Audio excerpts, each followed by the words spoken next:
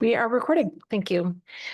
Good evening. Seeing a presence of a quorum, I am calling the June 1st, 2026 special meeting of the Town Council and Finance Committee to order at 6:30 p.m.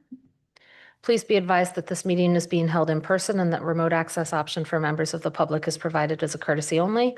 In the event of technology issues with the remote connection, the meeting will continue in person as scheduled as long as there is a quorum of the council present in the town room or through technological means. Chapter 2 of the Acts of 2025 extended through June 30, 2027, the ability of public bodies to meet without a quorum of the council physically present at the meeting location, although a quorum of the council is present in the town room.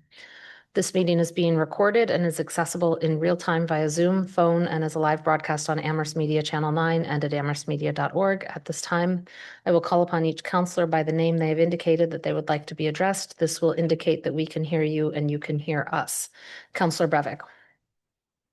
Present. Counselor Ken Martin. Present. Andy Churchill. Yes. Anna Devon Gauthier. Present. Lynn Griesemer. Present. Mandy Jo Haneke is present. Counselor Lord. Present. Sam McLeod. Present. Pam Rooney. Here. Pam Rooney. Could you not hear me? I said here. Okay, thank you. Counselor Ryan. Here. Kathy Shane. Here. Jennifer Taub. Here. And Counselor Walker is not here yet. If counselors have technical issues, please let the council clerk know or call a point of personal privilege. At this time, I'll recognize Kathy to call the Finance Committee to order. I'm calling the Finance Committee to order.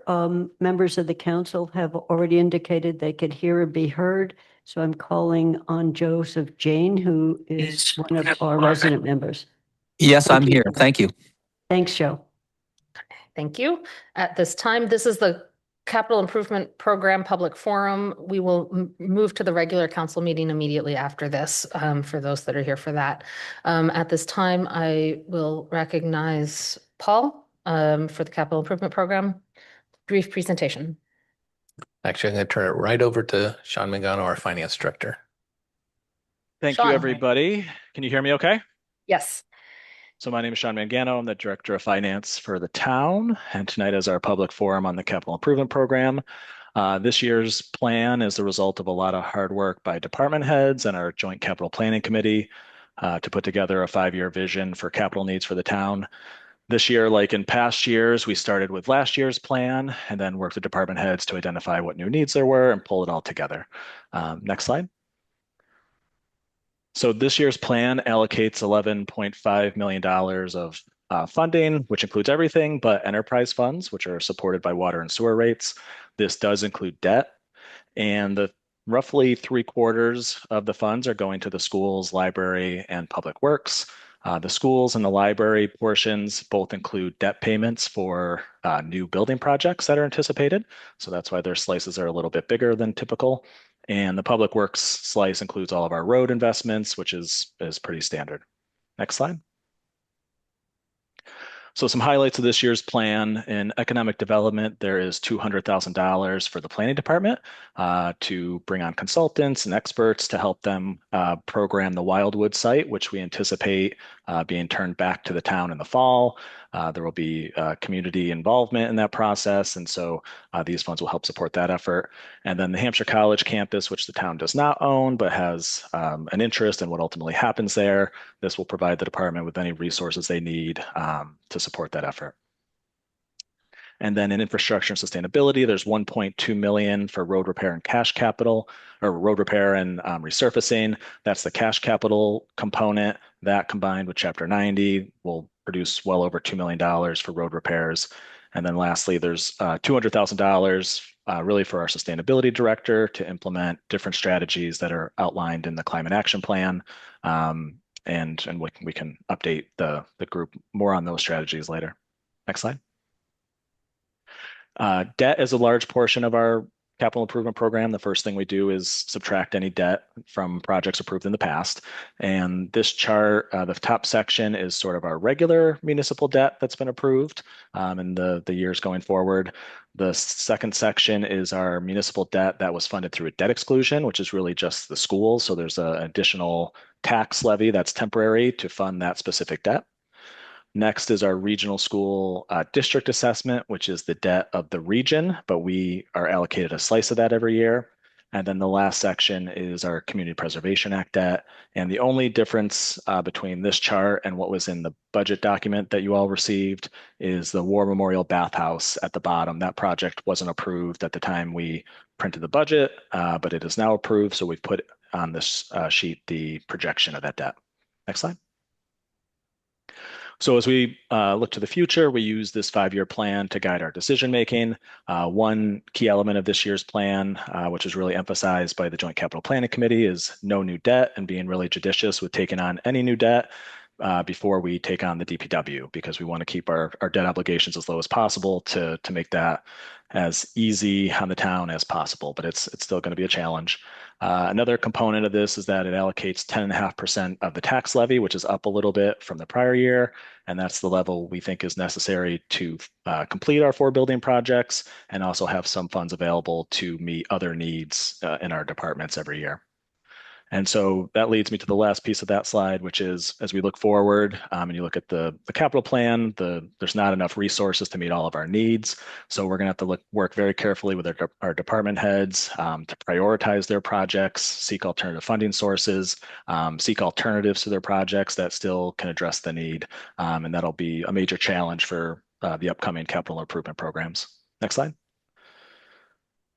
There's a couple underlying plans that are ingrained within this capital improvement program. The first is our road improvements. A few months ago, we proposed a plan that calls for $25 million to be invested in roads over the next 5 years. The first year of that plan is funded in this capital improvement program, FY27.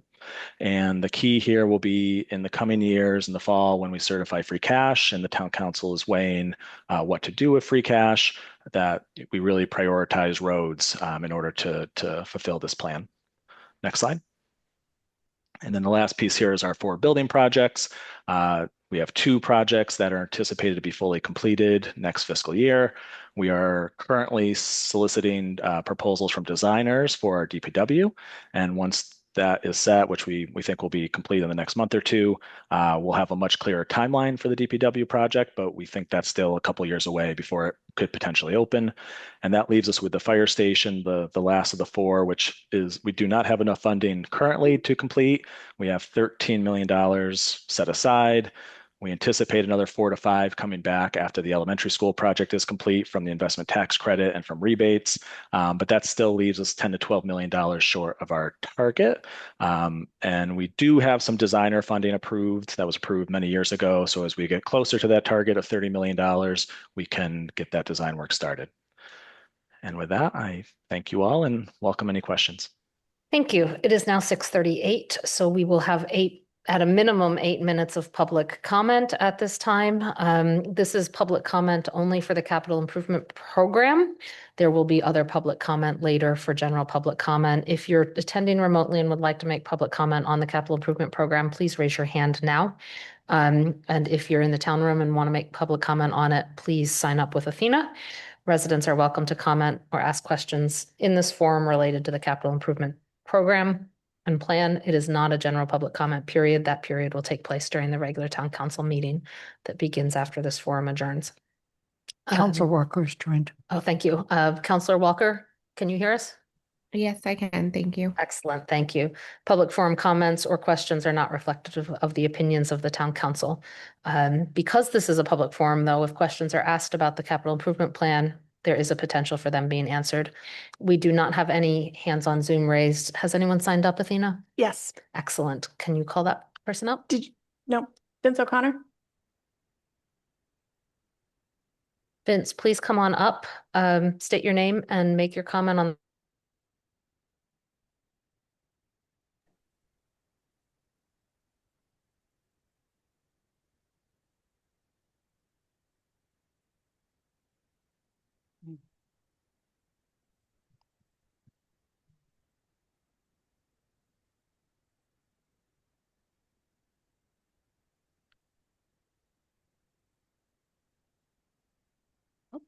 Vincent O'Connor, 175 Summer Street, Apartment 12. Good evening.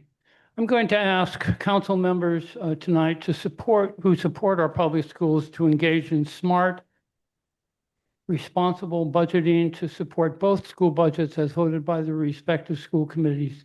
To follow my comments, I would refer the council members to page 49, the manager's budget. The method is simple. The schools must know by November 1st how much money they have to hire staff. The school staff must know by July 1st whether they will be retained or have to look elsewhere. Capital budgeting is very different, as many of you know from past 4 or 5 years of adding all sorts of capital projects and capital spending in the fall or the following spring after the previous year's surpluses have been certified. All capital spending is not finalized or locked in by July 1st, but is spread throughout the fiscal year, which just begins on July 1st, whereas school budgets are locked in by July 1st. My request is that the council demand a June 1st, 2026 estimate from the manager and finance director of what surpluses or deficits, both from the municipal and operating budgets and all the reserve funds that are projected to be generated by a post-July 1st evaluation. And that they provide a revised page 49 for the council and include all funds and both operating budgets for the past 2 years and the proposed years. With this information, the council either, one, could creatively and responsibly temporarily postpone some capital spending until the fall, enough to fully fund the first year of our new elementary schools with the certain knowledge that in the fall, the postponed capital spending will be able to be fully restored. Or two, the council can look at various existing capital spending funds and decide that collectively these existing funds can more than cover enough proposed capital spending to offset the manager's $1.5 million cut to the elementary school budget. So I'm urging the board, the council to look creatively at the capital spending proposal with the thing of both assuring itself that the spending proposed can be put in effect and that the elementary school budget to open the new school can also be fully funded as in the at the level voted by the at-large elected school committee of Amherst. Thank you. Thank you, Vincent. Is there anyone else signed up for the capital improvement program? Stephen, did you want to speak to the capital improvement program or general public comment? Okay, nope, that's it. No. Okay, it is 6:43, but we must hold the public comment period open for the capital improvement plan until 6:46. So if we will wait for those 3 minutes, if anyone signs up in those 3 minutes, we will recognize them.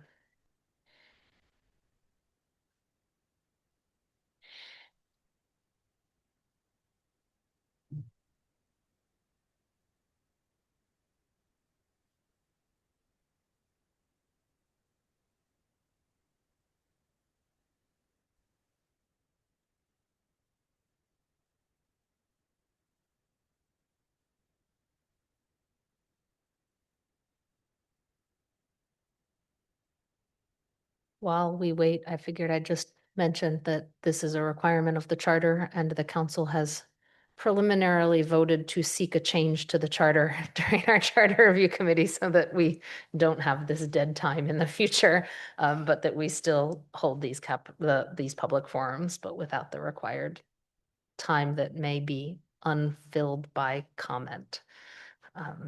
We will have, I will also say that we will have, and I'll announce this again when we move to the main meeting, we will have a general public comment period and another special public comment period as required by our rules and regulations. The water and sewer rules and regulations require a special public comment period on those rates, which we will do during the meeting when we get to that item in the agenda too. So there will be 2 other public comment periods, one of which will be a general public comment period.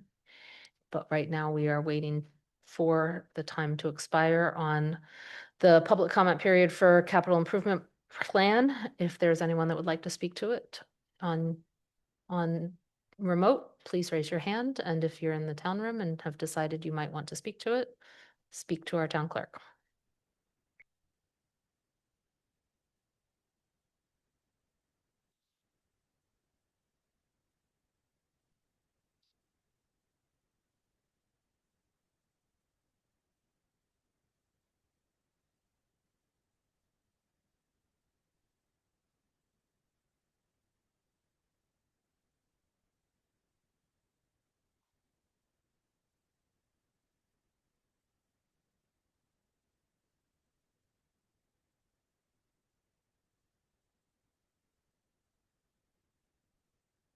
Seeing that it is 6:46, and public comment has been open for at least half the time of the meeting at this time, I am going to recognize the chair of the Finance Committee for a motion to adjourn the Finance Committee. Finance Committee is adjourned. We're going to take a motion. I make a motion to adjourn the Finance Committee. Is there a second? Second. And now I need to, okay, then I will call on the counselors first. Sam McLeod, Aye. Lynn, Aye. Kathy is a yes, Jill, Yes. Anna, Aye. and Joe Jane. Yes. We are adjourned. Thank you. I move to adjourn the public forum for the town council. Is there a second? Aye. That was Lynn Griesemer seconding that. We will now vote on that. We'll start with Counselor Brevick, Yes. Counselor Ken O'Martin, Yes. Andy Churchill, Yes. Anna Devlin Gauthier, Aye. Lynn Griesemer, Aye. Mandy Johanicky is an aye, Counselor Lord, Aye. Sam McLeod, Aye. Pam Rooney, Yes. Counselor Ryan, Aye. Kathy Shane, Yes. Jennifer Taub, Yes. and Counselor Walker. Yes. The public forum is adjourned at 6:47 PM. We will now move directly into the regular meeting. There is still a presence of a quorum. So I am calling the June 1st, 2026 regular meeting of the Town Council to order at 6:47 PM. Again, please be advised that this meeting is being held in person and that the remote access option for members of the public is provided as a courtesy only. In the event of technology issues with the remote connection, the meeting will continue in person as scheduled as long as there is a quorum of the council present in the town room or through technological means.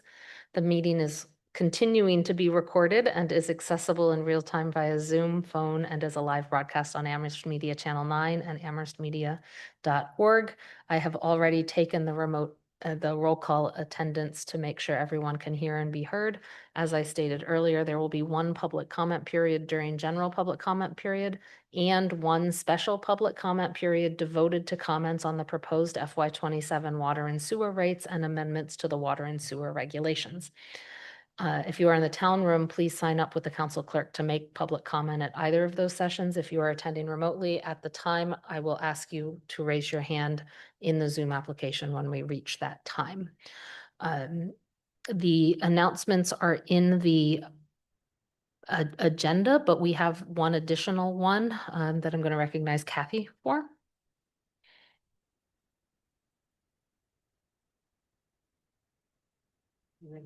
Yeah. Hi, I didn't get it on the agenda, but I wanted everybody to know that on June 6th, this Saturday at 11 in the morning, there is a celebration of the 200th year anniversary of the North Amherst Church, that historic church that stands at the entrance to North Amherst.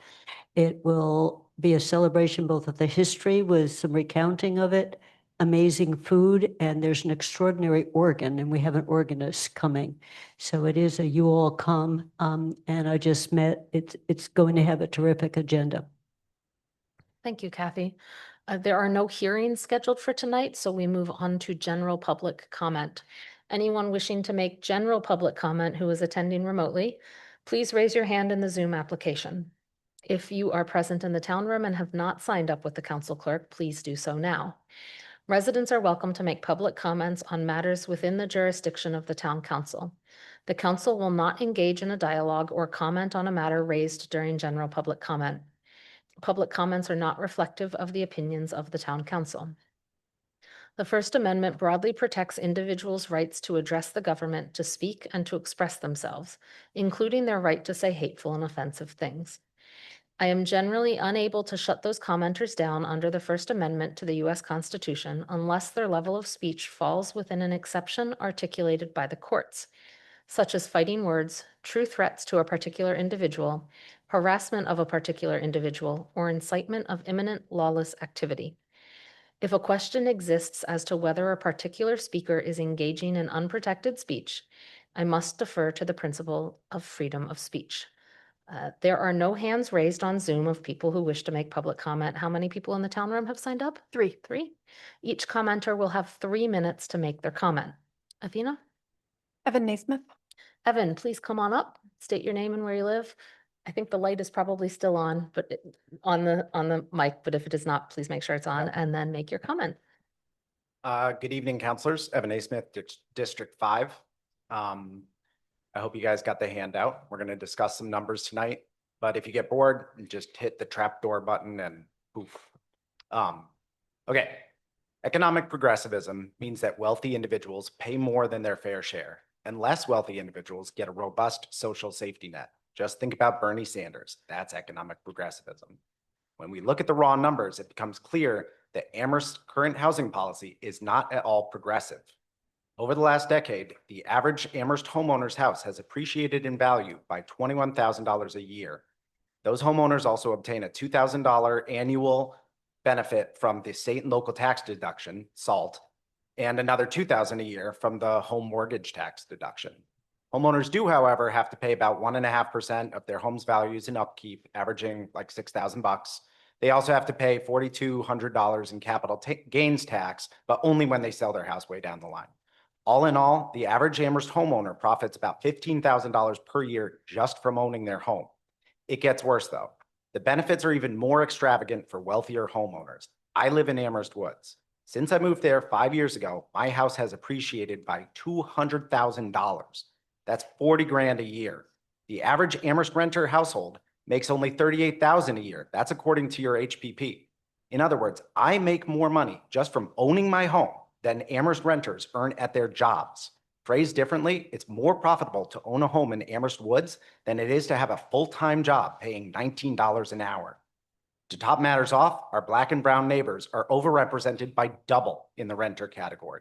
If you want racial justice in Amherst, you must start with housing policy. This is a policy choice, and don't take my word for it. Here's Bernie Sanders, quote, "The housing crisis in America is not a consequence of natural disaster. It is a consequence of public policy," end quote. I did not move to Amherst, Massachusetts to live in a town that is socially progressive, but fiscally conservative.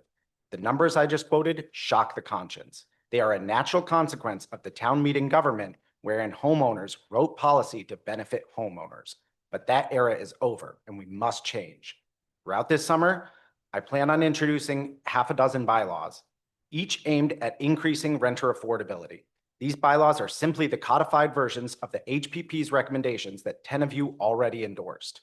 Next week, I plan on sharing with you some inspiring and bold housing policy changes being undertaken by the most exciting mayor in America, Mayor Mamdani. Until then, thank you for your time. Thank you for coming tonight, Evan. Athena? Stephen Casey. Stephen, please come on up. State your name and where you live and make your comment.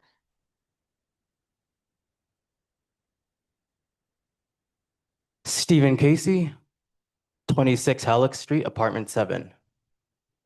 First, I just have to say that is a very sharply dressed gentleman over there.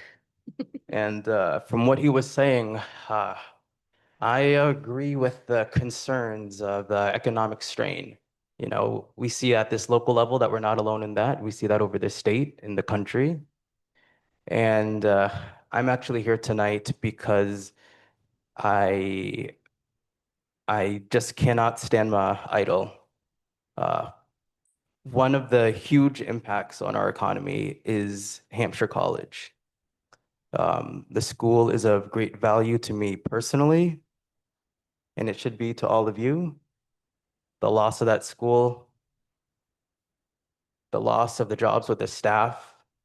Those are our neighbors, our community members, students losing their academic community. For the alum, no more reunions. All that that school has given us, our local town leaders, our favorite places to eat, and much more. But it has been,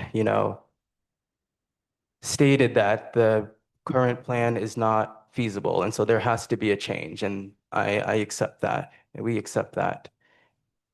But the current situation at Hampshire continues to deteriorate almost weekly. Right now, there are about 100 students there on campus who are working diligently to complete their program for the fall, working through the summer. And now they're being told that there might not be enough funding to see them through that plan.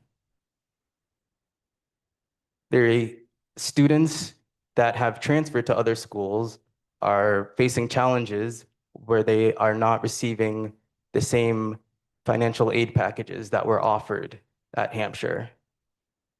For some students that were going back to school, this now places a huge block and hindrance on their academic progress. And so I would just like to use this platform to bring to people's attention the need. I'm not savvy enough with all the different fundraising programs that are coming on, and I'm not as prepared as I'd wanted to be today. But such is the time. So the dream is to be able to purchase Hampshire. It's possible, maybe not in its entirety, but in pieces. Town residents have expressed their interest in parts of the land, and I would like to further that conversation and just urge you to support all the students at Hampshire, because Amherst is about education. Just look at the budget. Thank you so much for coming tonight, Stephen. Very well. Athena? Vince O'Connor? Vince, please come on up, state your name and where you live, and make your public comment.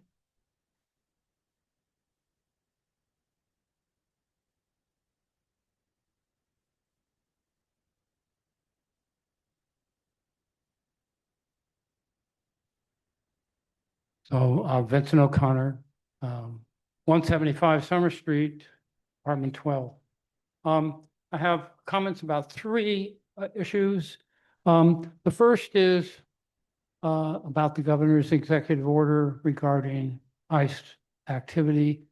And I have to say, from what I've read and heard reported, it has the same deficiency that the manager's executive order has. It says all these wonderful things, but when push comes to shove, it doesn't say where the teeth are. Who is going to go out, and while people are committing criminal acts against residents of this town and people are calling 911 and asking for help, it doesn't say, and that's because we have 351 communities and 351 police departments and so forth.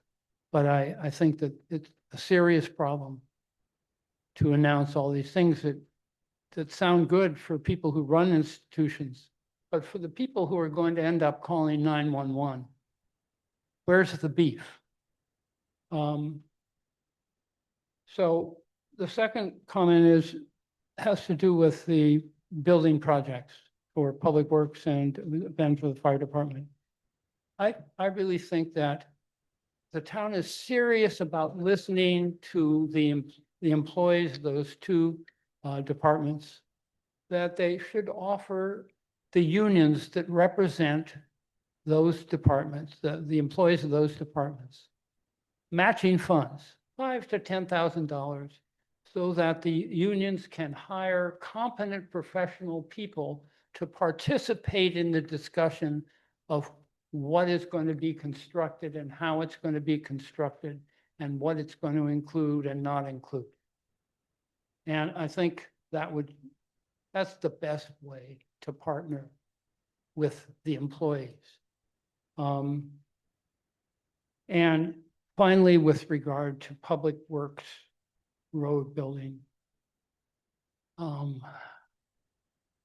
there are two streets that I'd like to mention. Station Road between the temporary bridge, so to speak, and the rail trail, and the first half of Summer Street. These are streets that have had potholes filled, and the filling has evaporated, disappeared, been thrown out of the potholes since it was put in. The streets that appear not to be able to be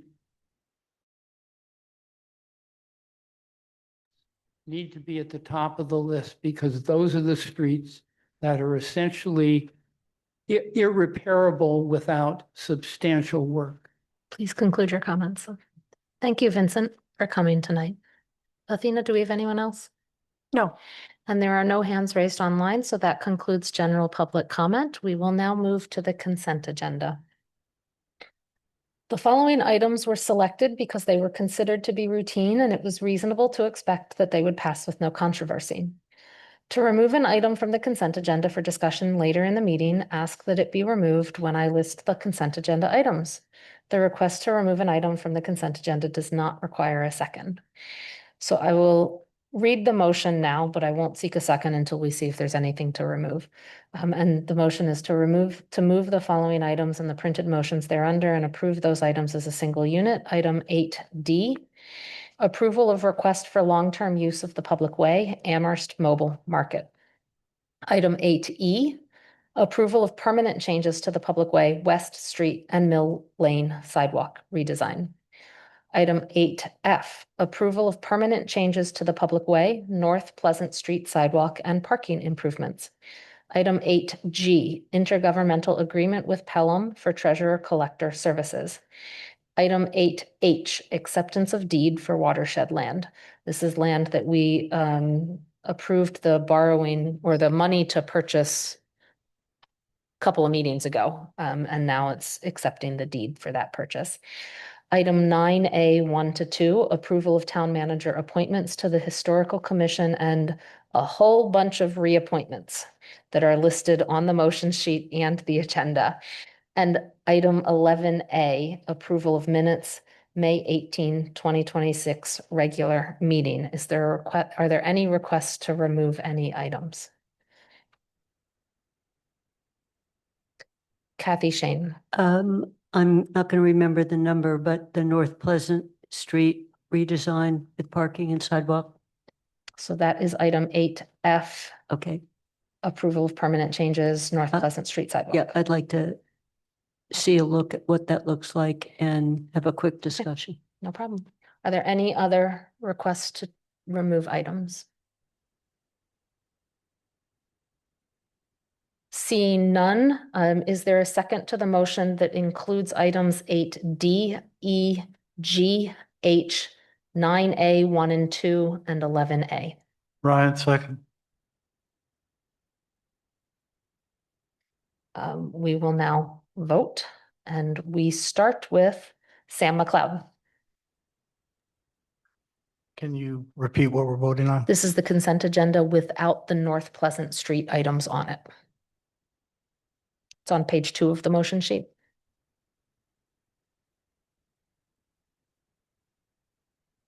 Aye. Thank you. Pam Rooney, Yes. Counselor Ryan, Aye. Kathy Shane, Yes. Jennifer Taub, Yes. Counselor Walker, Yeah. Counselor Brevick, Yes. Counselor Ken Martin, Yes. Andy Churchill, Yeah. Anna Devlin Gauthier, Aye. Lynn Griesemer, Aye. Mandy Jo Haneke is an aye, Counselor Lord. Aye. That is unanimous. Those items are approved on consent agenda. So now we move on. There are no resolutions and proclamations tonight. There are no presentations and discussion items, although the first action item was originally a presentation discussion item until we got a couple of motions associated with it. So it's kind of a hybrid, I would say. And we are moving on to action item 8A, Hampshire College Property Land Use Planning Update Authorization for the town manager to enter agreements with Mass Development, and a proposed council statement identifying key priorities for the next phase of Hampshire College land use. So we're going to take a little bit of a presentation first and discussion, and then we will move on to each of the motions, starting with the motion related to authorizing the town manager to enter agreements and then moving on from there, which is why I said it's kind of a hybrid of a presentation and a couple of action items. So I'm going to pass it off to Paul. Thank you. So tonight we want to give you an update on where we are in the land use planning for Hampshire, the land that Hampshire College owns, and Jeff Bagg will be doing a brief presentation. We'll also be asking you to approve what we call an intergovernmental agreement with Mass Development to receive funds to help us in the planning process. And then I understand there's another motion that will be proposed by one of the town councilors.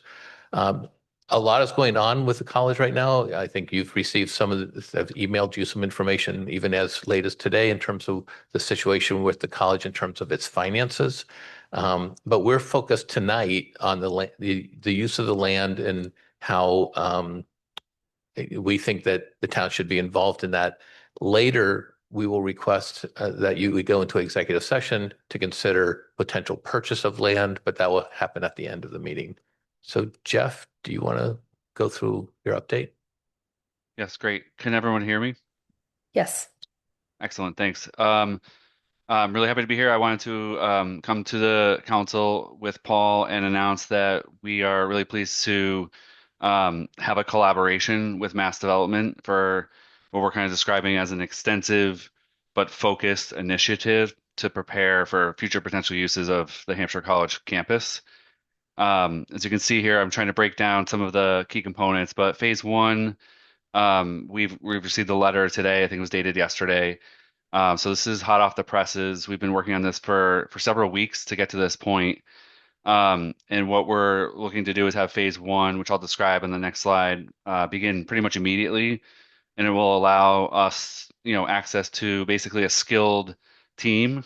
They're known as house doctors in this world with Mass Development, for us to begin to assess the land. And this is stuff that we talked about last time, but assess the land, prepare maps, and gather what's really critical baseline information.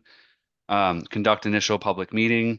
What we're trying to do is have a meeting occur in July to give this opportunity for people to talk, and begin to help position the town to create thoughtful new zoning aimed at what we're describing as kind of balancing preservation against the need for new housing and tax revenue.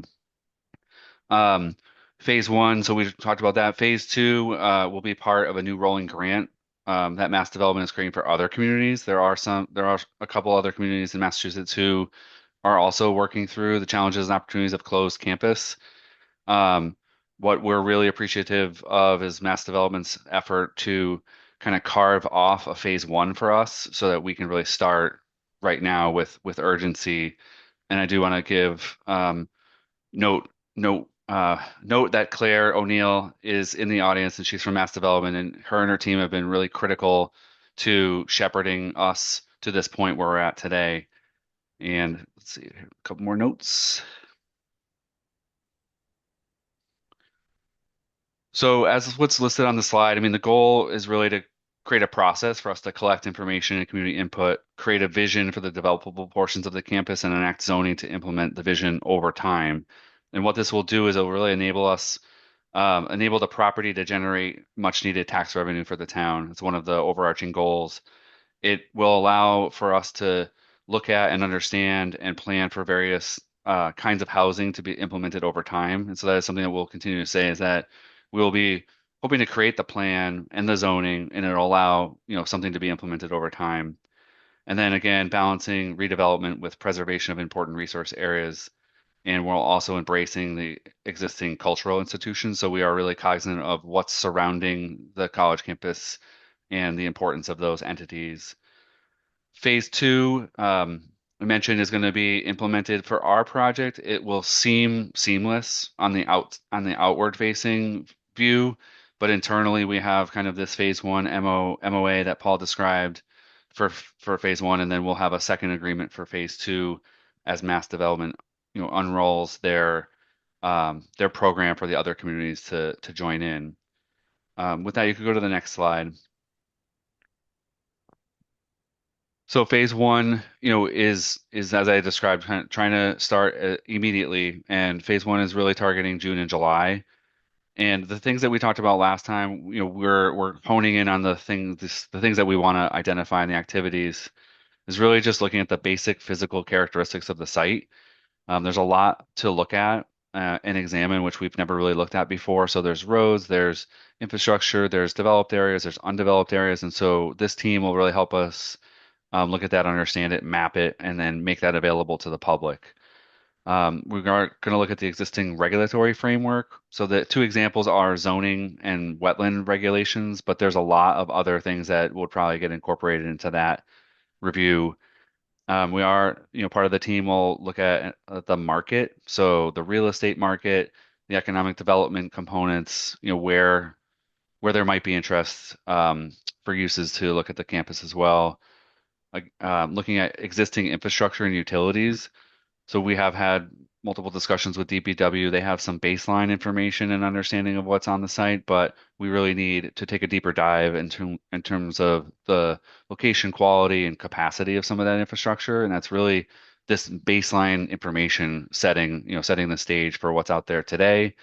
And through phase two, we'll start to look at what infrastructure upgrades might be necessary to support various scenarios. And I'll talk about that in a minute in phase two. We will look at the condition of the buildings. It'll probably be visual for now to just get a sense of the buildings. I don't think phase one will be getting us inside the buildings to do a deep dive in terms of the condition of the inside of the buildings, but it'll start to assess them for multiple different reasons. Ownership, easements, and access. So those are all things that we'll look at in phase one. And then to digest all of that, the team's going to put together some educational materials. We want to do a series of interviews and stakeholder discussions, and then look at some development scenarios. And so it is noting that this isn't drawings at this stage, but this is to start to look at land area, identify land area that's developable, and then start to understand some basic numbers about commercial opportunities or number of housing units that could generally fit on the site, just to give us this fit test information. And the proposals to kind of make this digestible, small chunks, kind of based on individual issues or topics. And it doesn't say it here, but it will be hosted on a website. And so we will publicly make this information available. And then, so leading into July is our target to have a listening session with the community. We would expect it to have an open presentation to present some of the baseline data and mapping and early issues and opportunities that are just sort of the factual basis for us to start from. And then looking at an overview of resource area constraints and kind of the impression of the real estate market. These are all to set the stage so that we're all starting in the same place, the same page to start from. We will review community goals. So that's the master plan, the housing production plan, the comprehensive housing policy, and all those items will get factored into this first meeting. And we're mentioning again the cultural institutions with the opportunity for public comment and the opportunity for people to raise questions, concerns, and identify their goals. So I think with that, you could go to the next slide. And then phase two, what we would be moving into is somewhere between August and December, is to really continue a deeper dive, more intensive focus on the data and information, community input, and kind of take some next steps. So this slide, what I wanted to articulate is that we're laying out a three meeting process. So the first meeting will be a listening session in July. We would have a second public meeting, a charrette style meeting in either August or September, followed by a third public meeting tentatively slated for October. And so in meeting number two, the concept at the moment is to do a Friday afternoon walking tour of the property and then follow it up on Saturday morning with a multi-hour kind of hands-on visioning exercise to look at all the components that we'll have information on gathered at that point conservation, open space, economic development, housing, the development opportunities, arts and culture, community facilities, trails, and recreation. And then from that session, the team will start to be able to actually develop some scenarios. And so this would be looking at maps, talking about the size and location of potential buildings, and just understanding the density or extent of new development opportunities within, especially the core campus. And we will examine, what people have been throwing out a lot of different ideas, but there's ideas of mixed use kind of village centers, um, a research campus, continued education, or various housing types. And so this will allow us to look at the site and model out some of these and start to demonstrate what it could look like and what the densities would be. And this would be the point when we would have illustrative plans, diagrams, cross sections, and other supporting materials for people to look at. And then finally, kind of in this realm is the fiscal analysis. So we could then look at a development scenario and understand some of the opportunities, the impacts, what it would provide or offer for tax revenue, and we would have that fiscal analysis component here. Then followed by the last kind of big public meeting would be a charrette style in October, gathering input, responding to ideas and plans, and then we would have a kind of this preferred scenario upon which we would continue to work with the team to craft some zoning that would actually allow that to be implemented in the future, in the long run. So the goal is a intensive but in thorough process to get us to some kind of zoning proposal for December would be a target, November, December. And there'll be a final report, there'll be information available. The team is set up to attend several meetings, especially through the draft zoning amendment phase. So really giving a lot of credit to Claire and her team. We've been developing the approach to this for several weeks, and so we feel like this is a really good opportunity for the town of Amherst to jump in, have some facilitated discussions, and really understand what potential options there are for the campus. So I think with that, that's the last slide, and I'm happy to answer some questions. So can I just say, we're really, really fortunate to have Jeff Bagg here leading this conversation. Jeff came to Amherst ready, and he knew that we had the Wildwood School on our plate. And I thought, well, if you're so good with the school, how about a whole college campus? And so now he has, jumped full force with limited staff. As you know, our senior planner has moved on to the town of Hadley, and he's just been really carrying this load with support, obviously, but he is really the one conceptualizing this and moving it forward. So I just want to thank Jeff publicly for all the work he's been putting into this, among with everything else that he's got to handle. Thank you, Paul. I was going to say some of the same things to thank Jeff and frankly all of the town staff that has been working on this to get us to this point. I want to also thank Mass Development for, in some sense, jumping into our call for help as this announcement came through to even get us here today and then to prioritize it so quickly. I want to remind the council, we're going to open it up to questions and discussions. At this point, try and keep it to land use planning. There is an executive session tonight too that can probably deal with questions not related to land use planning. I'm not going to make the motion yet on the mass development one. I'll take questions and all first regarding a bunch of things. We'll start with Councilor Ryan. So I'm wondering what impact, if any, there would be while this process is while it's going through, if Hampshire College goes ahead and makes some kind of sale. Would it still make sense, and help me understand how it would, for us to continue with this process? Because we know they are under enormous pressure, and I don't know how likely it is, but it's possible that they will make a decision in the next couple of months, maybe during the summer, maybe in the early fall. The scenario you've painted is, I think, an excellent one, makes a lot of sense. But if something like that were to happen, would you say that we still should continue with this process because they're really not connected? Would the process need to be revised? That's my question. Jeff? Yeah, Councilor Ryan, I think it's a good question. We've grappled with a lot of similar questions. for the time being, this is full steam ahead. We believe that this is a great signal that the town is sending that we're prepared and very interested in looking at the parcel for sort of the developable portions for housing and for tax revenue. We want to have that signal out there. Um, the best case scenario is that a potential purchaser or an entity that does actually end up acquiring the property will want to engage with the town and will want to follow this process and understand where the town wants to go.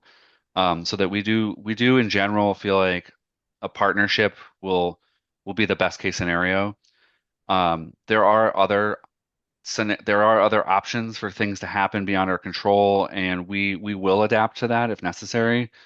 But we think that in almost any case, a buyer, a purchaser of this land at that cost is going to want to have conversations with the town and be engaged in a process to work together. That's our hope. We will have to adapt if something changes that we're not expecting, and we're prepared to do that. But we didn't want to start with something like that. We wanted to start with this process. This is a normal process, but it's robust and it's faster because of that pressure. And we think that if we are successful at coming out with a zoning amendment, in November or December, that would be a great signal, and that would show the cooperation and collaboration that we're looking to have with whomever's interested. And just one more thing on the zoning amendment, because I don't want it to get lost, is that would just be to get to the zoning, then it would get submitted and it would go through the next, process with town council and the planning board and CRC. So even the first 6 months is quick and it's to get the input and get a vision going, but then it would have additional input and process to move forward with implementation. So, Mr. Ryan, I hope I answered that question to the best of my ability there. If I can just jump in on Yep. that. So what we know is that Hampshire College is going out of business and it will not be in operation as we know it. And so that campus will be moving into probably someone else's hands. And what people do is they come to the town and said, what would you like to see there? And we say what we think, but I think it's this process that's going to help define it by actions by the town council in terms of what you want to see through zoning, through your voices through zoning. And so that's exactly how the town will say what it wants on that land. So I think we need to know from the town council with the community engaged planning process, what does the town want with that land? Thank you. Kathy? Thanks, George, for being the first person out because that leads perfectly into, I can build on your question. I think this is a great plan, and including that initial phase of doing an assessment of what exists. That will be useful to any buyer in terms of the condition of the building, the infrastructure, wetlands. So my question, Jeff, is you just said this is a fast timeline, and I would agree with it, given the way we've moved in the past, particularly on zoning. But is it going to be fast enough on the zoning side? Do we need, while doing the public engagement, do we need some potential scenarios of if it was zoned like this or zoned like that? Because that signaling of what the town might be willing to do before we voted on it may be important as Hampshire is engaging with someone who might want to take on the debt. So it's purely a timing issue. And I know from the press release, you'll have partners thanks to the state. And that list of the kinds of teams that are there, it looked to me a combination of geotechnical, zoning and design and architectural is a good team to add to what we have and what the state would bring to be able to do some early visioning, on lot sizes, whatever. So my question was just on the speed, and even if we can't vote on the zoning changes, would we be seeing some of the ideas along the way? Paul or Jeff? I'll take a fair shot at it. Yeah, Councilor Shane, I think it's a great question. In all honesty, we had a little bit longer timeline that we have been discussing the past couple of weeks, and we recently shrunk it to be more concise and upfront.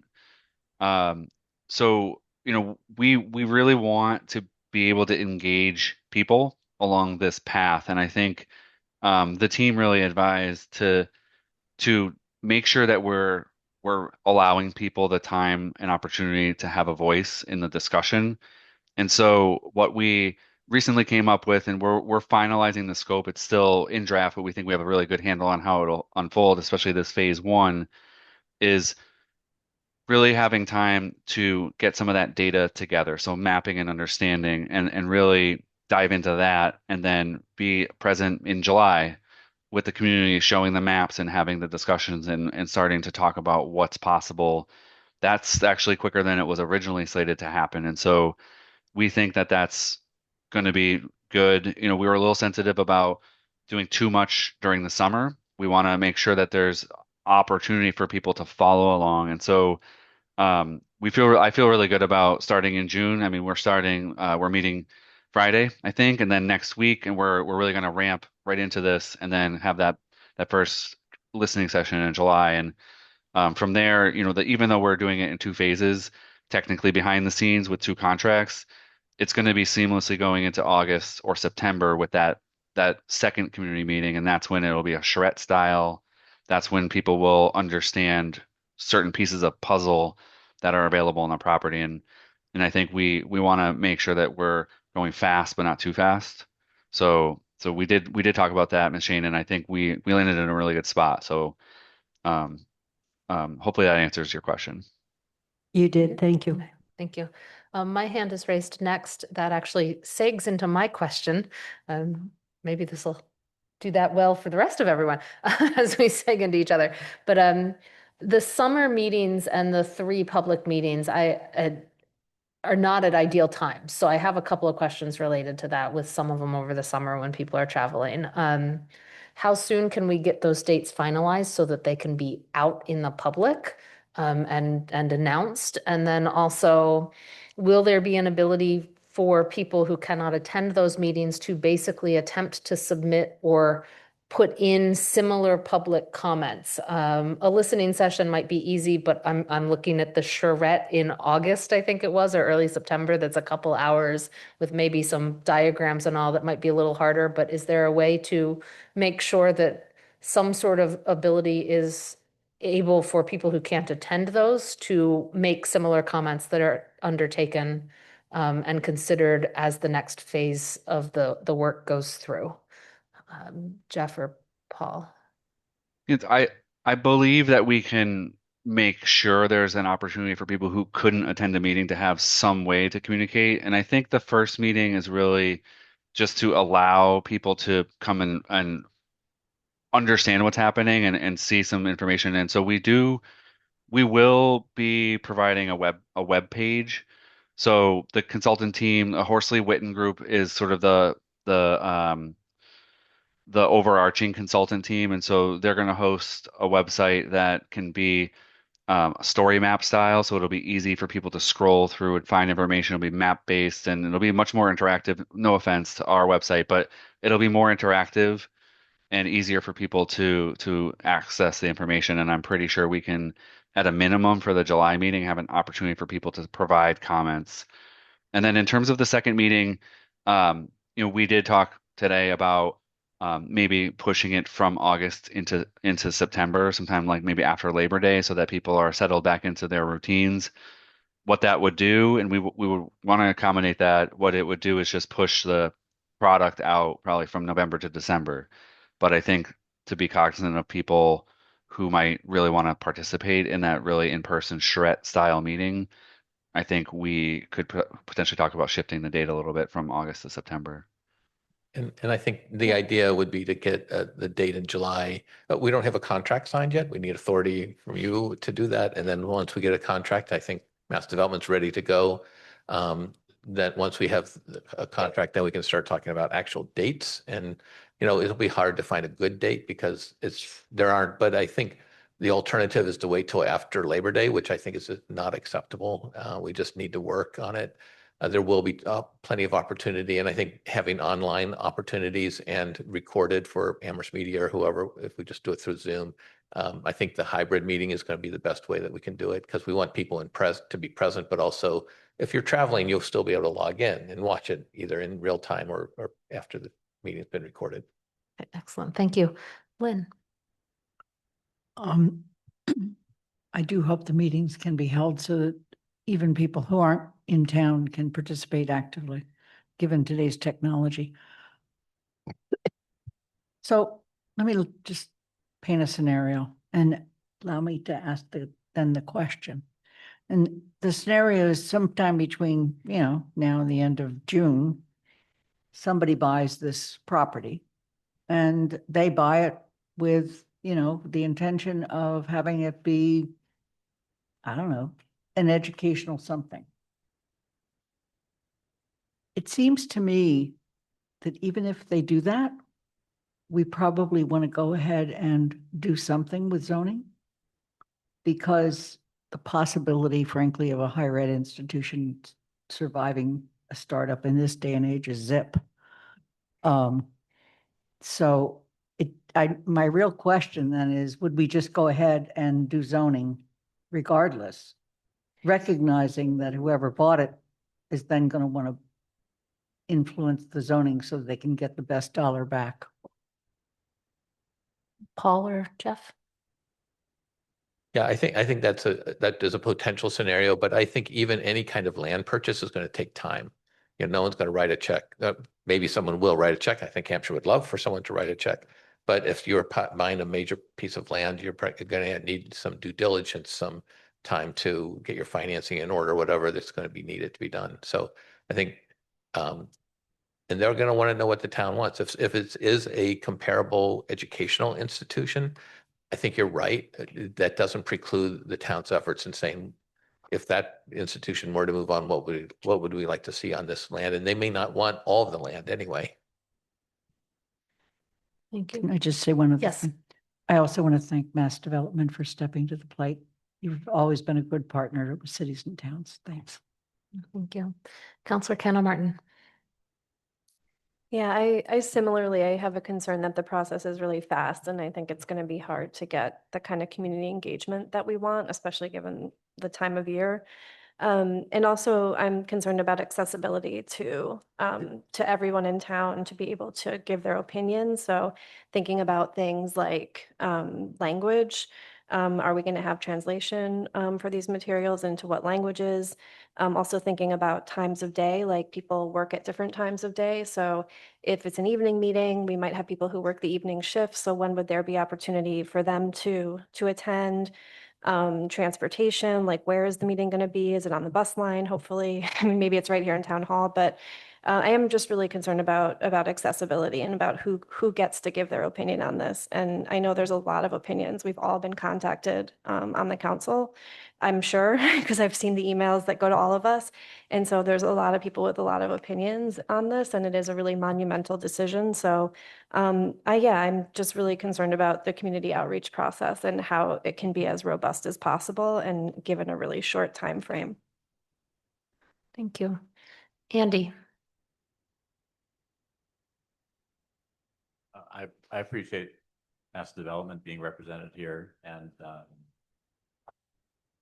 I don't know if you're here just to watch or if you are here to comment, but if you're here, if you were up for commenting, I'm curious what this situation looks like compared to, are there any other parallel situations that you've seen? And if there is the technical assistance role of Mass Development, is that generally what Mass Development would do, or is there any? And we'll discuss purchase scenarios in executive session, but is funding for purchase ever an option? Claire, if you would like to respond, you may. Come on up, make sure the light's on. I don't know if it's still on. Okay, thanks. Thank you. Good evening, members of the Town Council. Thank you to Jeff and to Paul and your entire team for the work that they've been doing with us over the past few weeks. First of all, I'm very sorry for the situation that Hampshire College finds itself in. and therefore the community of Amherst and Hadley and indeed the region. Sorry, I should have started off by introducing myself formally. Claire O'Neill, I'm Senior Vice President of Real Estate Planning at Mass Development. So I'm very much on that technical assistance side, Councilman said. We work as the state's Development Finance Authority and also Land Bank. We work with communities across the state. My team works with communities through grant programs that are through the One Stop for Community Growth. We also work with communities on an individual basis and also some nonprofits on an individual basis as well. We do a lot of work on district planning, which this kind of falls into. We do a lot of work on surplus public property planning, which while this isn't surplus public property, I'm more curious about the Wildwood School. That sounds interesting as well. We unfortunately do find ourselves often working with communities who are facing a dire or negative change in their economy. I'm working with the town of Clinton right now. Jabil is a company that owns or took over a 75-year-old plastics manufacturing firm that used to have 1,000 employees in the downtown. In recent times, it's been more like 500, 600 employees in the downtown. But Jabil has announced that they are moving those employees out of Clinton. And so we are working with the town to better understand what the impact is on not having 600 employees next to their downtown area. And also what the different redevelopment scenarios are, both from a fiscal basis, but also that same multiplier effect on the downtown. If the buildings become residential, commercial, industrial, mixture of both, trying to understand what the future of those facilities will be. So I bring that up only because while that's a company and a downtown area, it's also about economic development. It's also about job loss. It's about the fear of the community as big changes occur. And so I just wanted to give you a flavor of another type of situation where my team works. And we really value the opportunity to collaborate with communities and to collaborate with teams like you have in place. And, while I won't say that we look forward to working on this issue because it's not necessarily a fun thing to do, we very much will be, step by step with you as we engage here. And we do have an excellent team that's going to be working on the project with us. Horsley Witten, they have a fantastic team in Providence and in Massachusetts as well. They do work across the Americas, but they are very much involved in sensitive environmental projects, as well as straightforward civil engineering, planning, landscape architecture projects. And of course, they are teaming with Dodson and Flinker, who I'm sure you're all familiar with. And then U3 is a firm, again, that I know you're familiar with, and they have done some outstanding work across the nation with colleges and in different situations. I've avoided the topic of purchasing property. We have a number of tools available to us to help anywhere from manufacturers, colleges, communities. We have a number of financing tools available to us. And so certainly I don't want to preempt anything that you and the council may discuss. But we're certainly, as the Commonwealth's Land Bank, we certainly have access to tools that we would talk with you about if and when it's appropriate. Thank you so much, Claire. Thank you. Thank you very much. Sam. Thank you, Mandy. I also would like to thank town staff and Jeff Bagg. I consider today's announcement that the town is seeking to engage with the state to be a very good one. It's clearly a very significant issue for our town. We all are hearing about it, seeing it, and understand the impact, but I agree with comments that have been made that beginning the analysis and gaining information is a good thing. Information up front, regardless if the town uses it or others, will only be helpful. I share Councilor Ryan's questioning of, what may happen in the near time period. And I thought to myself, well, what's going to transpire between now and December? We don't know. But I'm glad to see that the plan is to expedite to the extent possible the review process and also I'm glad that there's an engagement component. I do think it would be good to make the engagement of the community as available and varying avenues as possible, as Councilor Martin referenced. But I think it's a necessary step. And I'm very pleased to see that the town moved quickly on seeking engagement. I think it's a good thing no matter what the outcome is. We don't control at present what's going to occur with the college. There are some things out there right now that we don't know what's going to transpire.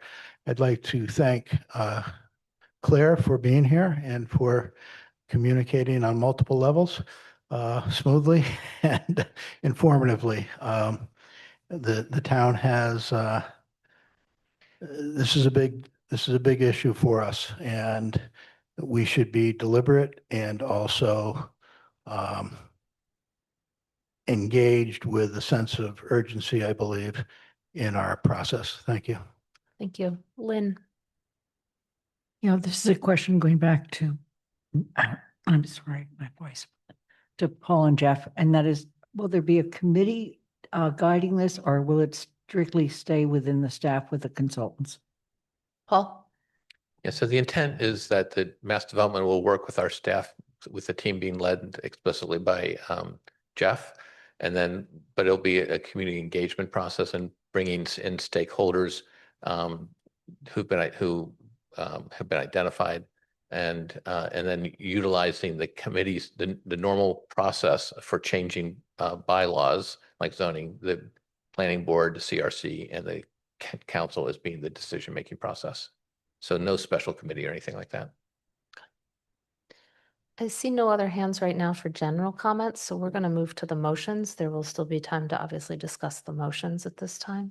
So I'm going to make the first motion, which is to authorize the town manager, move to authorize the town manager to enter into any memorandums of agreement with the Massachusetts Development Finance Agency, Mass Development, and the town of Amherst for the purpose of assisting the town in developing a community-informed redevelopment plan for the former Hampshire College campus, incorporating site analysis, stakeholder engagement, redevelopment scenarios, and recommended zoning changes to promote job creation and economic development. The project within the town at 893 West Street, Amherst, Massachusetts, 01002, the site.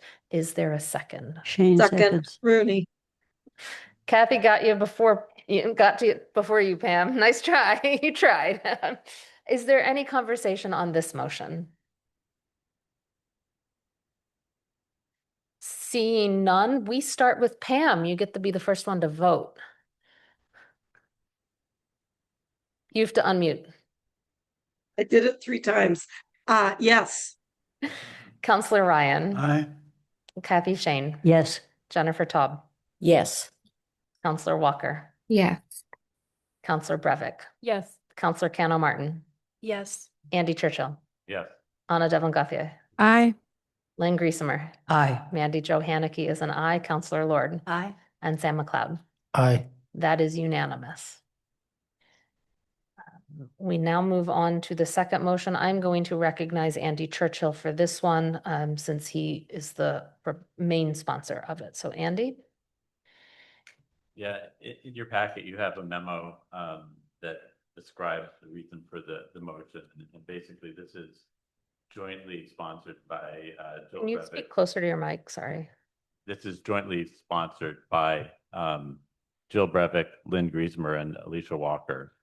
But basically,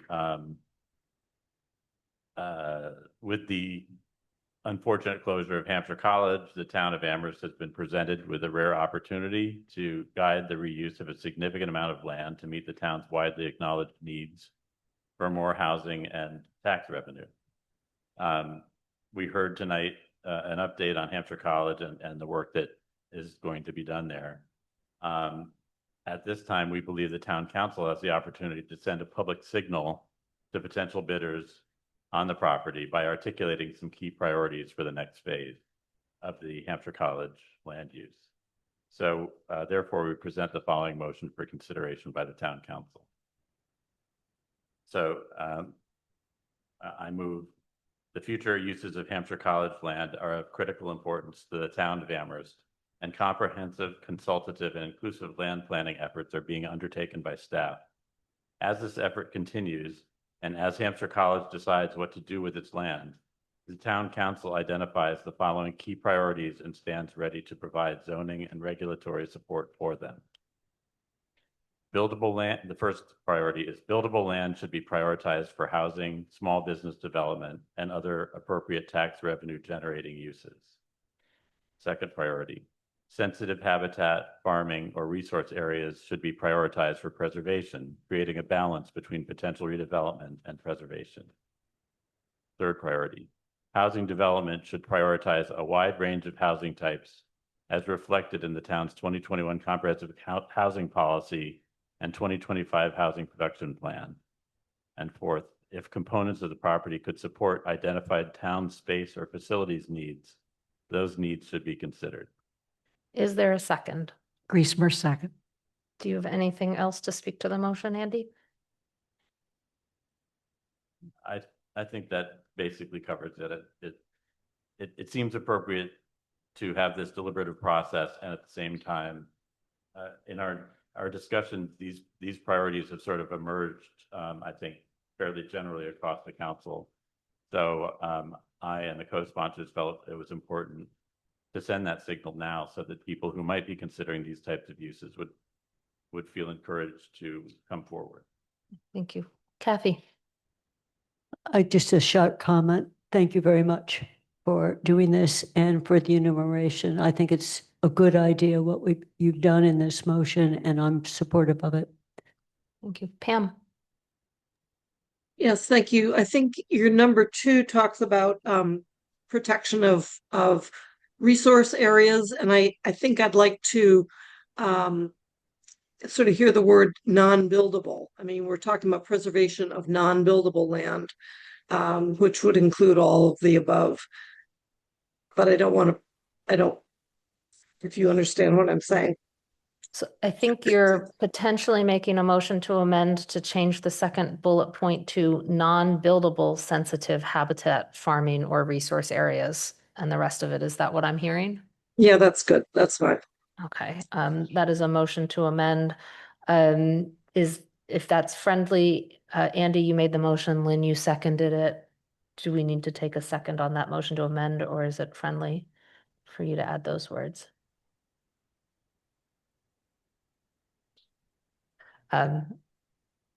We'll take a second on that and then ask questions. So there's a motion to amend to add those words non-buildable. Is there a second to the motion to amend? Second. Okay. So now, Councilor Brevick.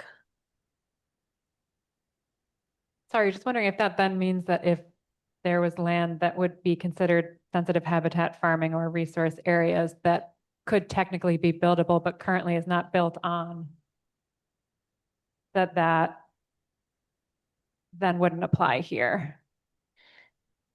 So if those, this is my interpretation, is if the words non-buildable in front of it, in front of that second bullet point are added, that means that the non-buildable ones are prioritized for preservation. That doesn't mean the buildable ones aren't preserved by like, it doesn't mean the buildable parts couldn't be preserved, but that the council would be prioritizing for preservation the non-buildable sensitive habitat farming and resource areas, if we add those words in there. That's my interpretation.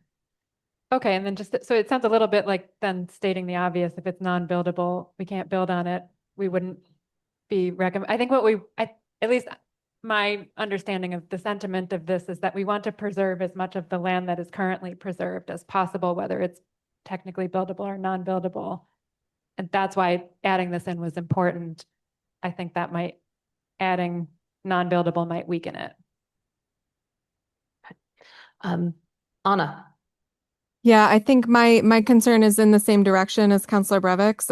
There's a whole lot of land that is great to preserve for conservation that plenty of people would want to build on, and I think that the entire point of conserving it is to prevent that habitat, even if it is considered protected under bylaws, not, sorry, my brain's fuzzy today, but not necessarily supporting passes from those bylaws in order to promote building. So unless I'm misunderstanding, and there's a comma that I'm missing here where it says non-buildable, comma, and then all of the other things, I cannot support that addition. Thank you. Pam. Commas are good. Did you say commas are good? I did. Okay, so If she needs a comma there. So obviously, if it's a wetland, if it's priority habitat, etc. I don't know what resource areas particularly mean. That's not spelled out, but you kind of get a sense of it. I'm just saying we have a lot of protected and conserved lands in Amherst. There are some wonderful lands or portions of the Hampshire College site. But I want to just remind us that with all of the setbacks, the restrictions, and what other considerations, if something is generally developable, then it probably ought to be considered for that. Given that, anyway, that's. Thank you. Andy. Yeah, the first bullet says buildable land should be prioritized for housing, small business development, and other revenue generating uses. So I think we don't necessarily need to say non-buildable land, shouldn't be. I think this is an attempt to say we recognize that there are various types of uses on the property, and there's a lot of land that's probably not buildable, and some of it that it has some uses that might be wanted to be considered other than housing. But so I think the combination of the first two is an attempt to strike a balance and understand that the core buildable area would be prioritized for new uses, but there may be some areas that should be prioritized for preservation or other uses. So I withdraw my addition. I didn't have it written in front of me. I had forgotten some of the wording of the first item. Thank you. The second was by Andy Churchill. Are you okay with the withdrawing? yes. I think procedurally we're allowed to do that. Athena is nodding, so this is withdrawn. So we do not have a motion to amend in front of us now. We are back to the original motion. I got two hands up. Andy. It's residual. Okay. Sam. Thank you, Mandy. I appreciate the motion from all the counselors and see the clarity of the communication. I do, however, wonder, since we have an executive meeting scheduled for later today on the topic of potential purchase of Hampshire College, if we're having this discussion slightly prematurely, even though it's very important. So I'm not expressing disagreement with what's being discussed here, but in my mind, there's an executive session where there will be additional information that I assume will be discussed. And as with any process of decision making. I like to hear whatever the latest might be, irrespective of the value of a proposal that could also be taken or brought up at a subsequent meeting. So that's my thought process. I kind of want to hear our executive session, even though it may not be immediate. Directly associated with this, it might, but I think we should hear everything first. Thank you. Thank you. Lynn? I just want to say, when Andy talked with me about this, what I felt it really reflected the many, many conversations that this group has had. And it allows us to come forward with a statement that summarizes the kind of feeling that people have had about this whole conversation, both in executive session as well as outside. Sam, I'm just going to suggest to you that the last sentence, the last bullet actually takes care of any concern you might have. Thank you. That bullet reads, if components of the property could support identified town space or facilities needs, those needs should be considered, is what that bullet point that Lynn just referred to says. We're going to go to Councilor Brevick. Yeah, I'll just add to what Lynn said. I agree. And also that I think one of the parts of this that I liked is the fact that this conversation is happening in the public part of the meeting. I think we have had conversations around this topic, but they haven't been available to the public. And so I think this was an attempt to share our thoughts summarized, to date on this topic. And I think that's valuable. So I think if there are things that people find that they would like to change or discuss in here, I do think it might be helpful to do that now as part of this discussion in front of the public. Thank you. I see no further hands, so we're going to move to a vote on this motion. It is as the motion stands right now as written on the motion sheet between pages 3 and 4. And we start with Councilor Ryan. Aye. Kathy Shane. Yes. Jennifer Taub. Yes. Councilor Walker. Yes. Councilor Brevick. Yes. Councilor Cannon Martin. Yes. Andy Churchill. Yes. Anna Devlin Gauthier. Aye. Lynn Griesemer. Aye. Mandy Jo Haneke is an aye. Councilor Lord. Aye. Sam McLeod. Aye. And Pam Rooney. Yes. That is 13-0. That item passes. I believe we are done with this item. Since I see no other hands up, which means it is just shy of 8 o'clock. We will take our break until 8:05 at this time, and then we will come back at that time with action item 8B.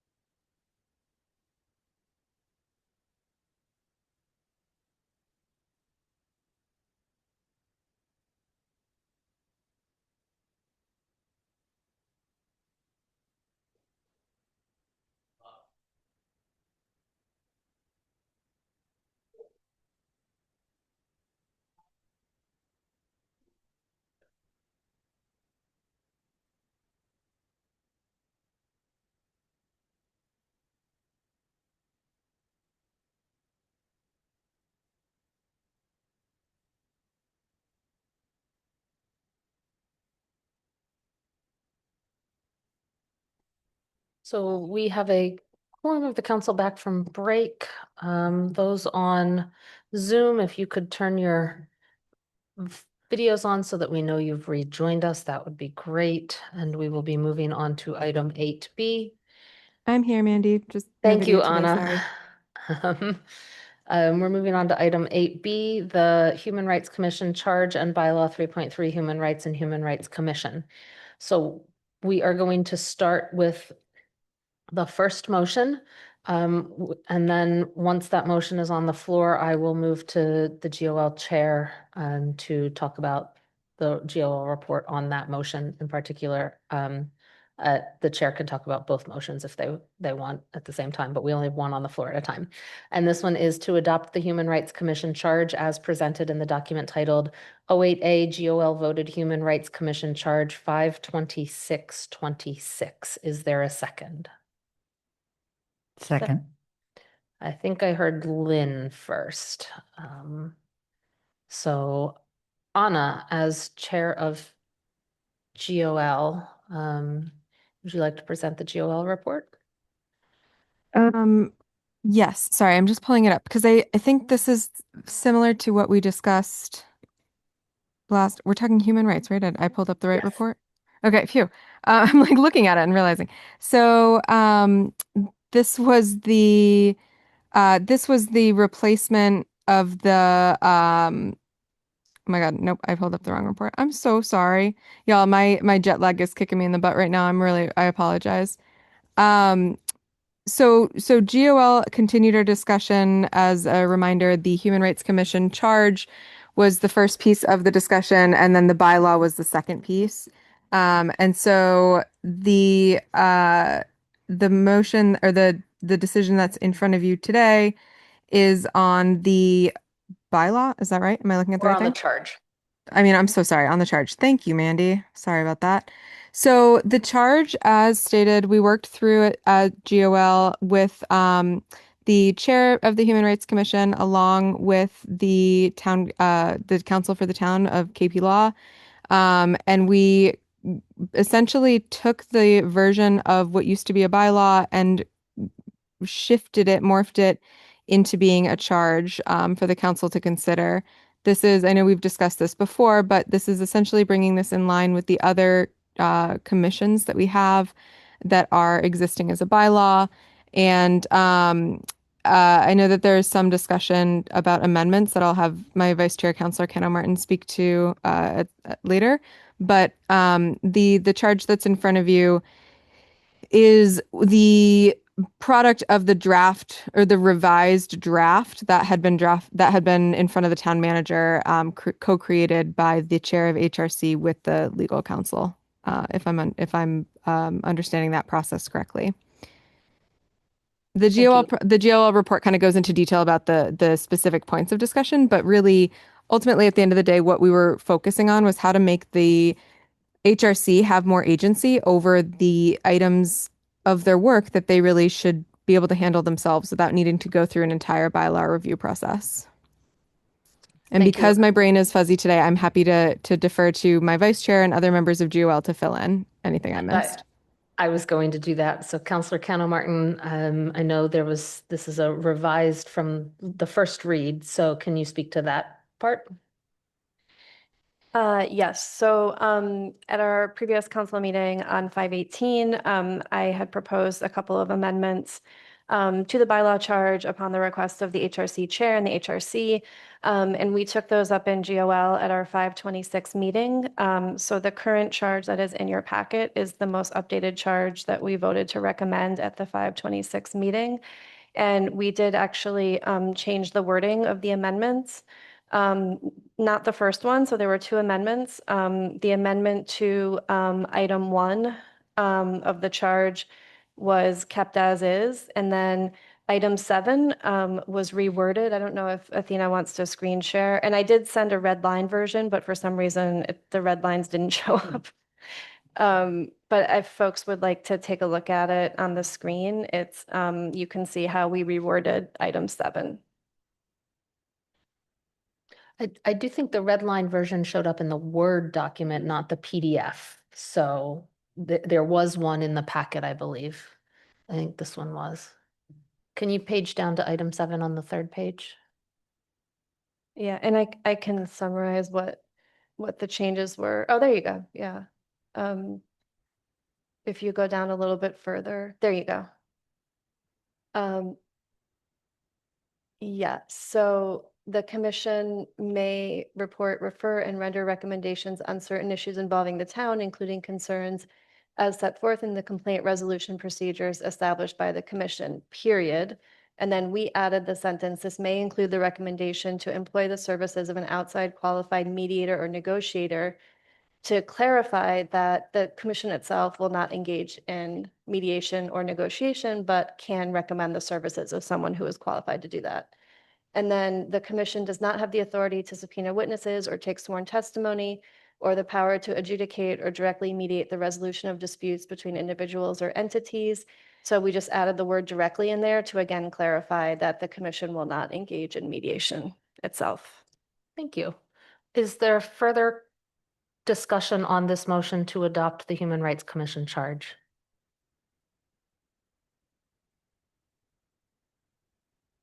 I don't see any hands, so we will move to a vote. We start with Kathy. Yes. Jennifer. Yes. Counselor Walker. Yes. Counselor Brevik. Yes. Counselor Kenna Martin. Yes. Andy Churchill. Yes. Anna Devon Gauthier. Aye. Lynn Griesemer. Aye. Mandy Johanicky is an aye. Counselor Lord. Aye. Sam McLeod. Aye. Pam Rooney. Yes. And Counselor Ryan. Aye. That is unanimous. We move on to the next motion. The next motion is to rescind. I move to rescind bylaw, general bylaw 3.3, Human Rights and Human Rights Commission, and replace it with the following text. 3.3, Human Rights and Human Rights Commission.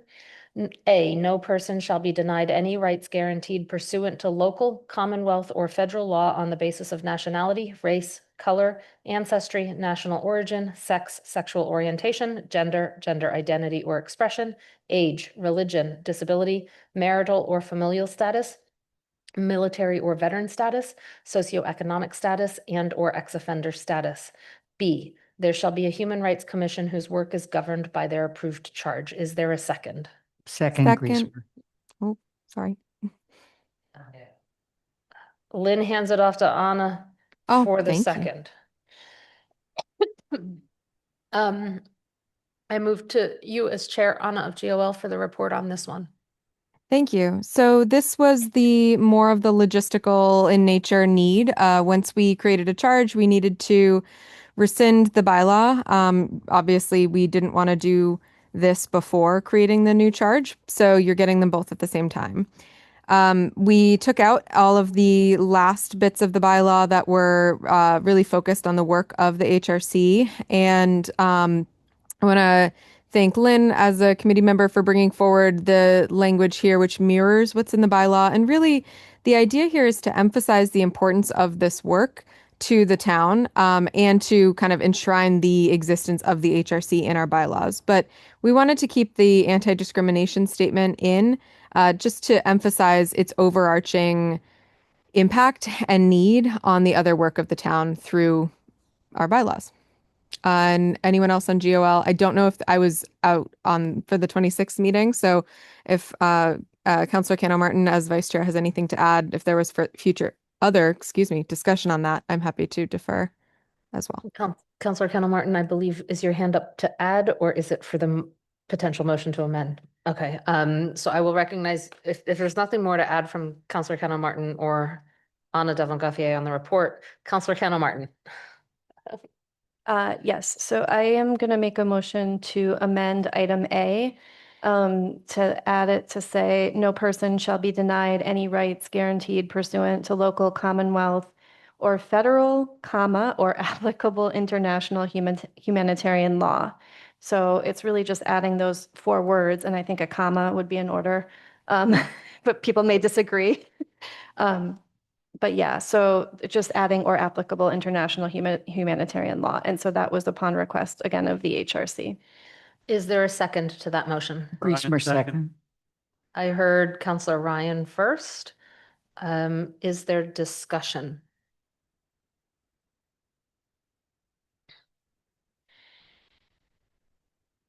I just want to make sure. We'll go to Andy first.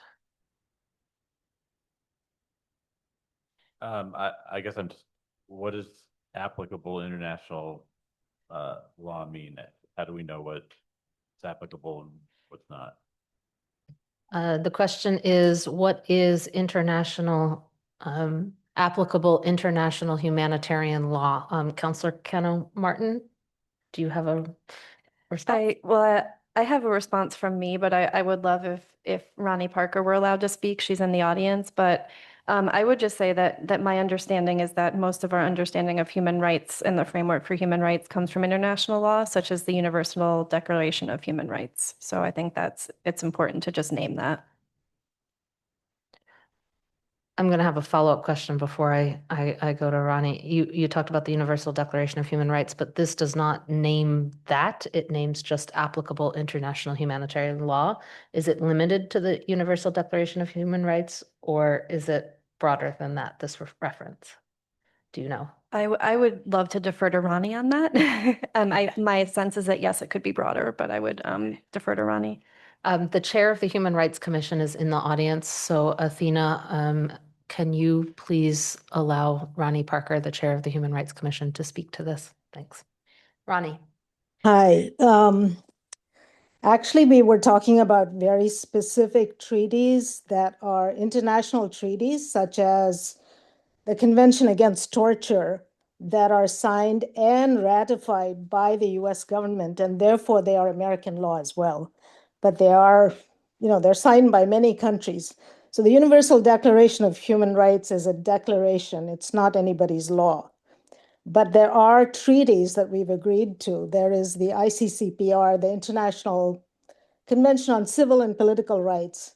We were very concerned about the Convention Against Torture, which we have actually ratified because of what's going on now. And we have also cited these treaties that the US has ratified in appeal letters, such as recently we sent a letter of clemency for someone who has been condemned to hanging. Complicated story, but we were able to cite these laws because they are actual law. Thank you. So the intent of the word applicable then is to reference any law that has been, any international law or treaty that has been signed by the United States? And ratified. And yes. ratified by the United States. Okay, thank you for that clarification. Anna. Okay, I think that helps me to understand, because my understanding was that international humanitarian law, when I've seen it capitalized, is specifically about armed conflict. And so I was trying to understand where this came in and to understand the differences kind of between the treaties and the different almost resolutions or things like that we often reference and actual laws. And so I'm trying to understand if there's an example, Ronnie, that of an international humanitarian law that wouldn't be covered under federal laws, since if I'm understanding you correctly, you're saying that the United States has signed on to them. Yes. So I just want to make sure I'm clear that one, you're not talking about the kind of sentence case international human rights law where it's referring to armed conflict, or are you? And if not, kind of where can we make sure that we have a list of these? Because we're talking about this kind of applying to all of our bylaws. And then second question is, are there any that aren't already covered Yes. by following federal? And what are Yes. So there is a list, and I provided the link to the GOL, so it's on one of the UN sites. There's a list, and it shows which countries have signed which treaties, which have been ratified, and so on and so forth. And a good example of one that we have not ratified that I personally feel embarrassed about is the International Convention on the Rights of the Child. The US has signed on to it, but we have not ratified it. And the only other country that has not ratified it in the world is Somalia. So there is the International Convention on the Rights of the Child, which is fairly new, which I've had very close association to and have worked with, that protects children under 18 years old against all sorts of stuff that we do, like going to armed conflict, being sentenced to death, There's all kinds of protections for children that the US has not ratified. So that's an example where we have signed on to it, but we have not ratified it. Whereas the Convention Against Torture, the Convention on Civil and Political Rights, and there are many others, those just come to my mind. Sorry, I didn't research in advance because I wasn't expecting to speak. Thank you. Anna? Thanks, Ronnie. That's helpful. Do you think that we should just do you I worry about the confusion for folks who aren't clear on kind of the broader framing of international human rights law. Do you think we should say laws and treaties, just to be very clear? I understand that a treaty is a law, but just for folks who look up international human rights law, it looks like it's just the specific one about armed conflict. And then do you see, or I don't know if this is a question for you, Ronnie, or for other folks, like maybe it's something we want to dig into more, but are we ever setting ourselves up to be in a space where we are upholding something that would be counter to a state or a federal law in one of those international treaties? Which obviously there's a whole other mess of stuff you could unpack with that, but do you ever see a scenario where we're accidentally kind of contradicting ourselves? Ronnie? I'm not a lawyer, you should know. I did study human rights, but I cannot guarantee that. But usually, I don't see how. I do see where, our laws are not as strong with regard to human rights as the international standard, believe it or not. But that's why we said applicable humanitarian law, that is basically the treaties that have been ratified. Those are solid. The US has already signed on to them. I don't see contradictions with state law. Thank you so much. Thank you. Counselor Ryan? So what about the suggestion of including or treaties? Is that attractive to anyone, or should we just let that? I thought that was an interesting suggestion. Just for clarity's sake, for people reading this, would that help, or is that's my question. Counselor Cano Martin made the motion to amend. I haven't heard a motion to amend the amendment, but I hear a suggestion and you were the second to it. So I will look to Counselor Cano Martin if without an actual motion, she would be amenable to a friendly amendment to add or treaties. I think it was or, right? Yes, or treaties to the end of humanitarian law. And yes, and she has. So the friendly amendment is the motion to amend on the floor is now to add or applicable international humanitarian law or treaties after the reference to federal law. Is there further discussion? Seeing none, we will move to a vote on the motion to amend. We start with Jennifer Taub. Yes. Counselor Walker. Yes. Counselor Brevik. Yes. Counselor Cano Martin. Yes. Andy Churchill. Yes. Anna Devlin Gauthier. Aye. Lynn Griesemer. Aye. Mandy Jo Haneke is an aye. Counselor Lord. Aye. Sam McLeod. Aye. Pam Rooney. Yeah, yes. Counselor Ryan. Aye. And Kathy Shane. Yes. The motion to amend passes unanimously. We are now discussing the motion to rescind General Bylaw 3.3 and replace it with the following text that includes the amendment that just passed. I'm not going to read it again. Is there further? I just want to state out loud that this is a second reading under our charter. So I want to make sure that that is stated during the meeting, that we did have a first reading at the last meeting on this. Is there any further discussion on this motion?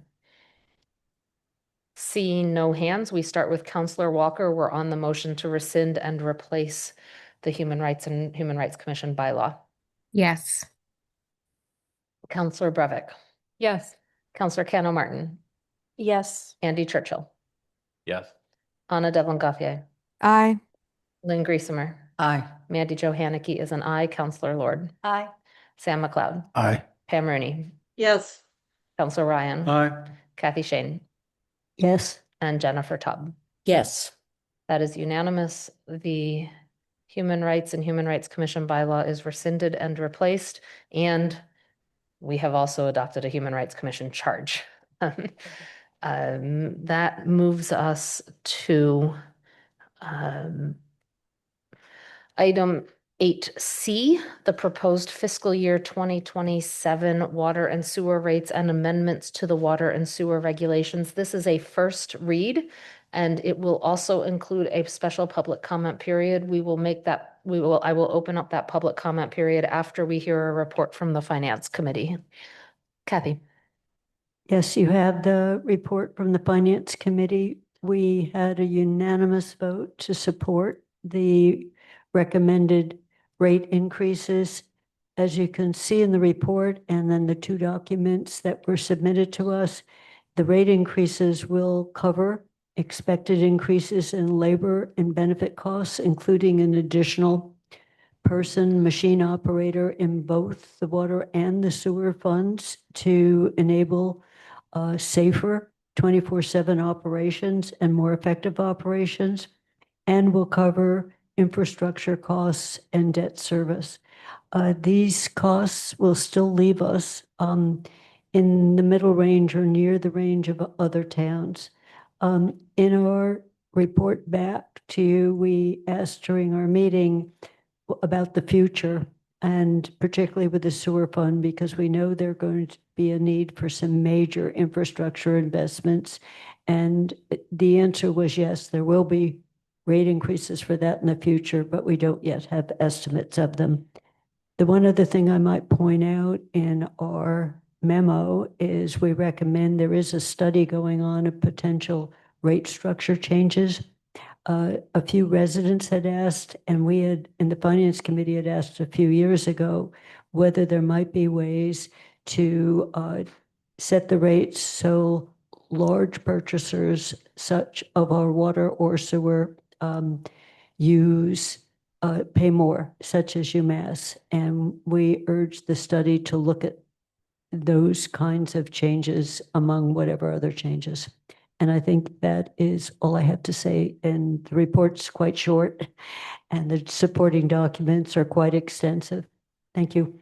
Thank you. We are now going to, under the rules and regulations, we need to have a special public comment period on these proposed water and sewer rates. So I'm now going to open it up to that special public comment period.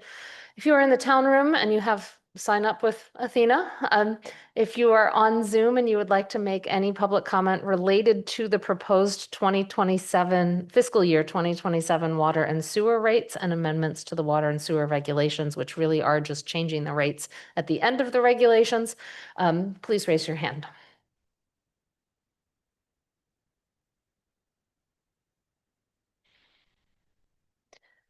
I see no hands for the special public comment period related to the proposed fiscal year 2027 water and sewer rates and amendments to the water and sewer regulations. So we are going to move back to discussion of the town council. If there are any councilors that would like to have discussion on this or ask questions on this is a first read. Under the rules and regs, we cannot change this until the second read. Is there any discussion on these rates? Councilor Kenna Martin. I just have a question. Do we typically change the rates every year and increase, or is this the first time we'll be increasing in a while? We typically change them every year to increase. So the rate increase is different every year, but they typically do change every year. Follow up, do we typically increase them by about 5%, or is this like a larger increase to help cover the things that we discussed? Kathy. This is a much smaller increase than last year was. Both rates increased substantially, particularly sewer, because of major infrastructure. So if you look in the budget book, I think, but also one of the memos, there's a forecast of where the rates will go, and this is going to be in the range. And if you look at the budget for them, a substantial amount of the costs are either debt service or direct payment for infrastructure. And the labor side is a piece of it, but it's not as major as the actual operations of the system. Thank you. You're welcome. Pam. Thank you. Can someone mention what the time frame is for studying the large scale user fee structure? And who will be doing that? Do you have an answer, Kathy, or should I go to Paul? I think turn to Paul. My understanding is there's work underway for contracting with someone to look at options, Paul. So I'm not sure what the timeline is for that. I don't know the timeline, but we do have a firm that's looking at the sewer rates and not the sewer rates specifically, but the whole sewer infrastructure needs of the town. So, and part of that study, I believe, will include in recommending rates to support that work. And just so you know, it's not just the kind of change that I talked about, but Guilford has talked about block rates and a few other things that they wanted to look at as potential different ways, comparing the pluses and minuses compared to the way we now bill. So I'm going to recognize Sean Mangano, who has raised his hand. He is our finance director. Sean. You hear me okay? Yes. Switch to my home computer. Okay. For the water rates, the plan is to have information in time for next year's rate setting. So that would be over the next 6 to 9 months before we set next year's rates. And that's on the different options for the water rate structure. The sewer study, that's probably going to be another fiscal year before we have good data in terms of informing the capital improvement program. We might have some preliminary data for the next budget cycle on capital improvements to the sewer system. But the full report that's more informative will probably be FY 29 when we can factor that in. Thank you, Sean. Councillor Ryan. So when I do hear from constituents about this, and I don't hear a lot, but when I do hear, obviously their concern is always that they see these rates rising every year. And I think we have staff and the report that finance has given, and Paul has explained that there are good reasons for why this is happening, but is there at some point in the various studies that are being undertaken and the various planning things that we are doing, if we could give our residents some sense of what this is going to look like over the next 5 or 10 years? Are we looking at yearly increases of 5% pretty much going forward?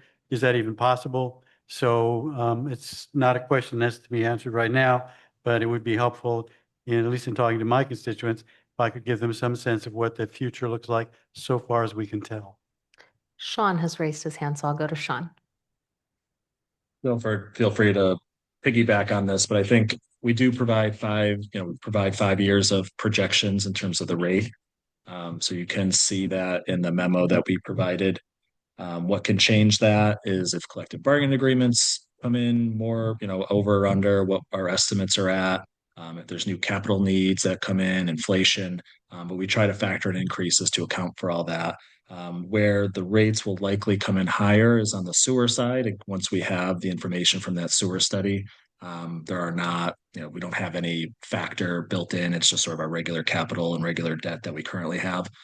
So the sewer rates could be elevated from what you see in the projections once we have the study complete. Thank you. Andy. Do we have a sense of the scale? When we're looking at, are we talking about a new sewage treatment plant? Are we talking about, what kind of funding are we looking at down the road for that we're preparing the ground for in terms of sewer infrastructure? I will go to Guilford Mooring, our superintendent of the Department of Public Works, to attempt to answer that. Guilford. So on the sewer side, the treatment plant is going to go through a major overhaul. So it's not a complete rebuild of the system, but it will be a major overhaul. We're going to have to change our headworks. That's the front part of the plant. If anybody went to visit, that's where the water comes in and gets separated and goes into the plant pumps and then gets pumped into the system. We'll have to change the headworks. We're going to change the chlorine. We're going to probably have to add denitrification to the plant process. So these are major changes. So it's going to be some major money. I don't even know. I wouldn't even want to guess the ballpark. but it's probably more than $10 million, probably closer to 20 or more. Thank you, Guilford. Are there any other questions on this first read of our water and sewer proposed rates? Seeing none, we will move on in the agenda. We completed items 8D and 8E in the consent agenda, so we will move to item 8F, permanent changes to the public way, North Pleasant Street sidewalk and parking improvements. I'm going to make the motion, which is to approve the permanent changes to the public way on North Pleasant Street as shown on the conceptual plan titled North Pleasant Street Sidewalk and Parking Improvements dated January 2026. Is there a second? Second, Ryan. Thank you. I will go to Councilor Ryan, for a brief update on the Transportation and Parking Commission's report on this item. So thank you. As stated in the report, this has been something that's been in the works for some time. The changes proposed are going to complete the Kendrick Park plan, and that involves a sidewalk that surrounds the park. There will be some action to preserve a large sycamore tree. There will be the removal of 2 of 6 current parallel parking spaces, but there'll also be the addition of 4 spaces on the east side. So this is all in the packet.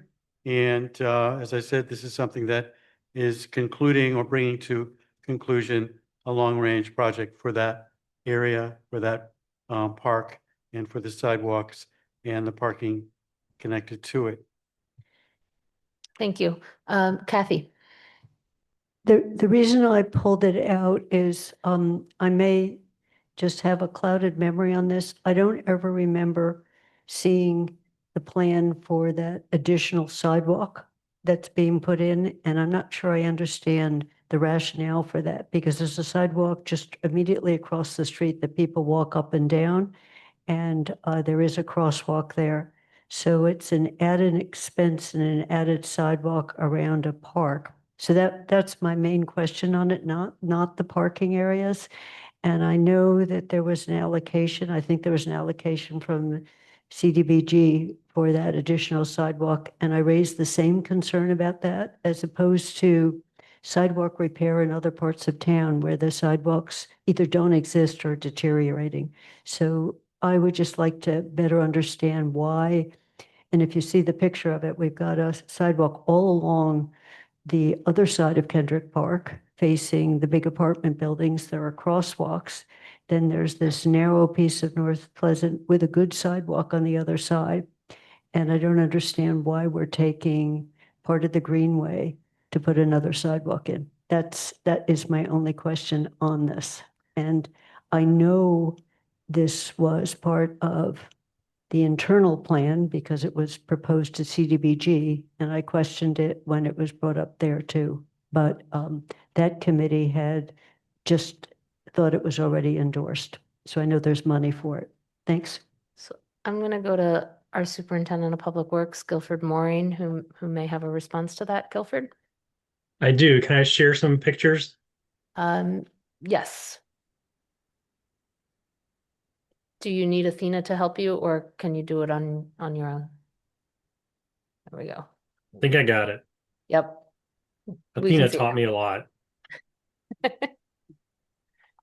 So what you're looking at right now is the Cecil plan from 2011, which laid out the concept for the park. The concept for Kendrick Park was to have a sidewalk all the way around it, and then to have 4 distinct areas in the park. To the north end, where the cursor is now, was an open area. Then there would be a playground. And then this piece here, which nothing's really been done here, was supposed to be sort of performance area or possibly a skating park. And then this end at the very southern end was supposed to be sort of an area you could have markets or gatherings and booths and stuff. That's how it was laid out. But then the sidewalk was to go all the way around the park. And that's kind of what's been our guiding concept, is to put the sidewalk all the way around the park. So this project will put the last piece of sidewalk in. But you'll notice that the the Cecil plan actually has angled parking here. And we chose not to do angled parking for two reasons. One, it does cut into the green space more than what we do. And the second one is it takes down a very healthy tree, which is this healthy tree here. So then our plan, can everybody see the plan? Yeah, if you could make it slightly bigger I would be can. better. That's helpful. Thank you. So this is the existing conditions, and then right here, this little bump out is where the tree is. So we wanted to keep this tree because it's a large, significant tree. So we got rid of a parking space on each side, and we pulled the sidewalk out into this area and went around the tree. And then we decided we would add parking spaces back on the west side of the road across the street, and then we also redid the sidewalk on this side so there's a new sidewalk on both sides of Old North Pleasant Street from Halleck Street all the way to Triangle now. So we've done both sides, we'll have done both sides of the street and new sidewalk and repaired sidewalk for both sides. So that was how it went. Does that explain the question? Kathy, do you have any further questions? The 2011 plan, we've departed from a lot in terms of what the internal is. So could you just explain to me why we need that sidewalk? I love it that you're saving the tree, and I don't have any question about the parkings. So why is that sidewalk needed all the way around the park? People walk in the park. They don't necessarily walk on the sidewalk. Why do you need it? Guilford? The sidewalk is to give you ADA accessibility all the way around the park without having to cross the road. So once you're on the park, you can enjoy the park without having to go off the park and come back on. That's the reason the sidewalk was all the way around the park. Thank you. Are there any further questions? I am not seeing any other hands. Guilford, I think you can stop your share now. Oh, we have one other one, Councillor Ryan. Just want to note that the commission voted 8-0 with one absence in support of this proposal. Thank you. Seeing no other hands, we will, Sam McLeod. Just to follow up to the question of the sidewalk, my mom, who was legally blind, used to walk down through Amherst from Popeberry Ridge through the center of town. As I was listening to this proposal, that's who I was thinking of in terms of the ADA accessibility of not just a sidewalk, but rather a wider sidewalk. And I did listen to the comments from the ADA representative on the commission and provided weight to the enthusiasm for it. Thank you. Thank you. We will now move to a vote on approving the permanent changes to the public way on North Pleasant Street as shown on the conceptual plan that was actually put up on the screen. We start with Councillor Breivik. Yes. Councillor Cano Martin. Yes. Andy Churchill. Yes. Anna Devlin Gauthier. Aye. Lynn Griesemer. Aye. Mandy Jo Haneke is an aye. Councillor Lord. Aye. Sam McLeod. Aye. Pam Rooney. Abstain. Councillor Ryan. Aye. Kathy Shane. Yes. Jennifer Taub. Yes. Councillor Walker. Yes. That is 12 in favor and none opposed with one abstention. It is unanimous. The motion passes. We now move on. The intergovernmental agreement 8G and 8H, the acceptance of deed, both were dealt with under consent agenda on appointments. The town manager appointments, both the historical commission and the reappointments of approximately 16 different on to 16 different committees were dealt with under consent. That brings us to town council appointments. I'm gonna make the first motion and then we will get a report on each of the individual people from the CRC chair after each motion on a report on each of those individual votes. So the first motion is to appoint Jesse Major to the Planning Board for a term beginning July 1, 2026 and ending June 30, 2029. Is there a second? Second, Taub. Thank you, Jennifer. Pam, please give a brief report on this motion to appoint Jesse Major. Hi, Jesse Major has served 3 years, has served on the Housing Subcommittee of the Planning Board, and had the strongest support of any of the candidates that that we considered for this round.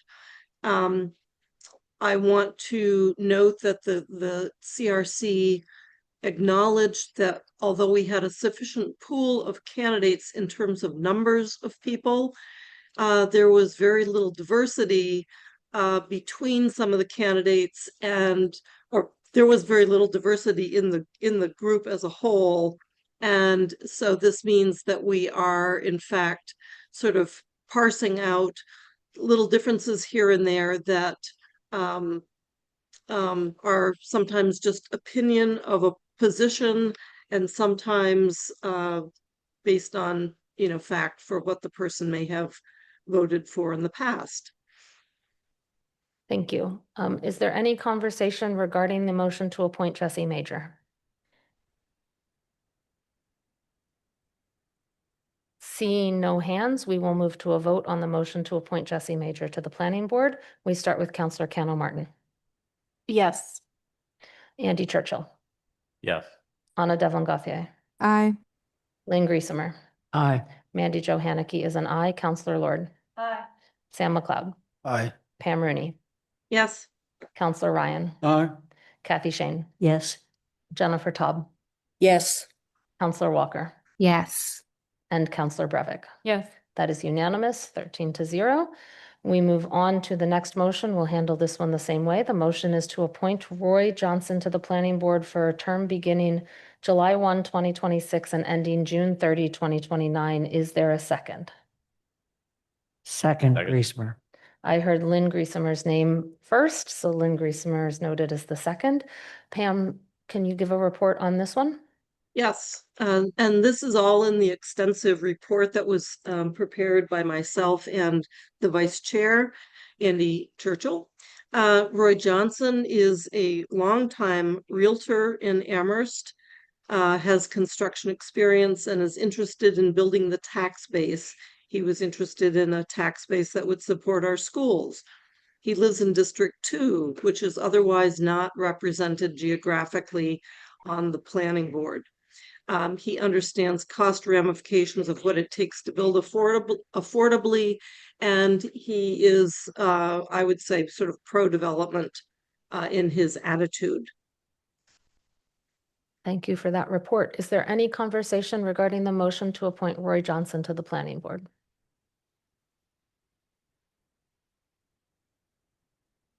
Seeing no hands, we will move to a vote. We start with Andy Churchill.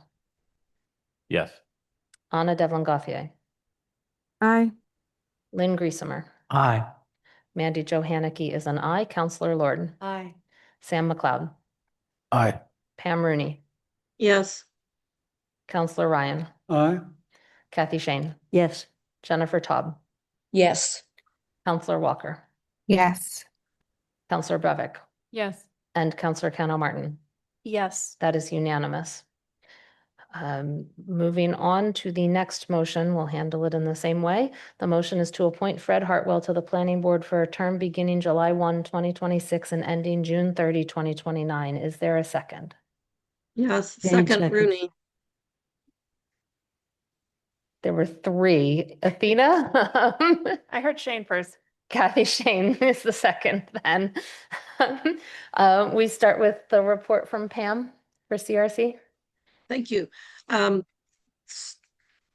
So Fred Hartwell has successfully completed 1 term on the planning board, and was noted that his experience in crafting bylaws, reading bylaws, developing code was was a unique skill set and was a good tool in all the zoning work that we have in front of us.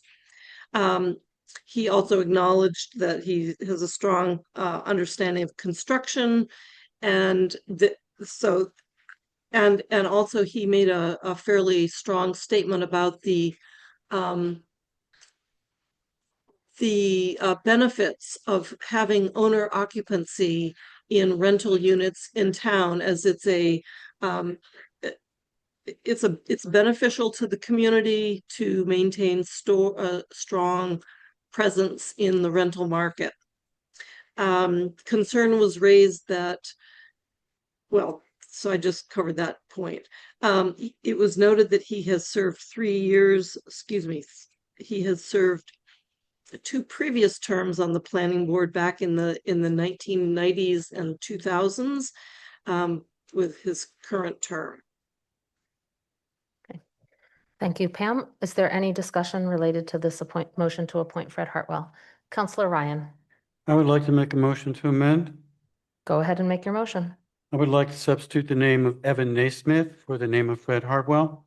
Is there a second to the motion to substitute the name Evan Naismith for the name of Fred Hartwell? Second, Devlin Gauthier. I hear Anna Devlin Gauthier seconding it. We are now discussing a motion to amend to substitute the name Evan Naismith for Fred Hartwell. Discussion should stick to, at this point, basically Evan or Fred, Evan Naismith or Fred Hartwell. I will let Councillor Ryan speak to his motion first. Thank you. A couple of points I'd like to make for you to consider tonight.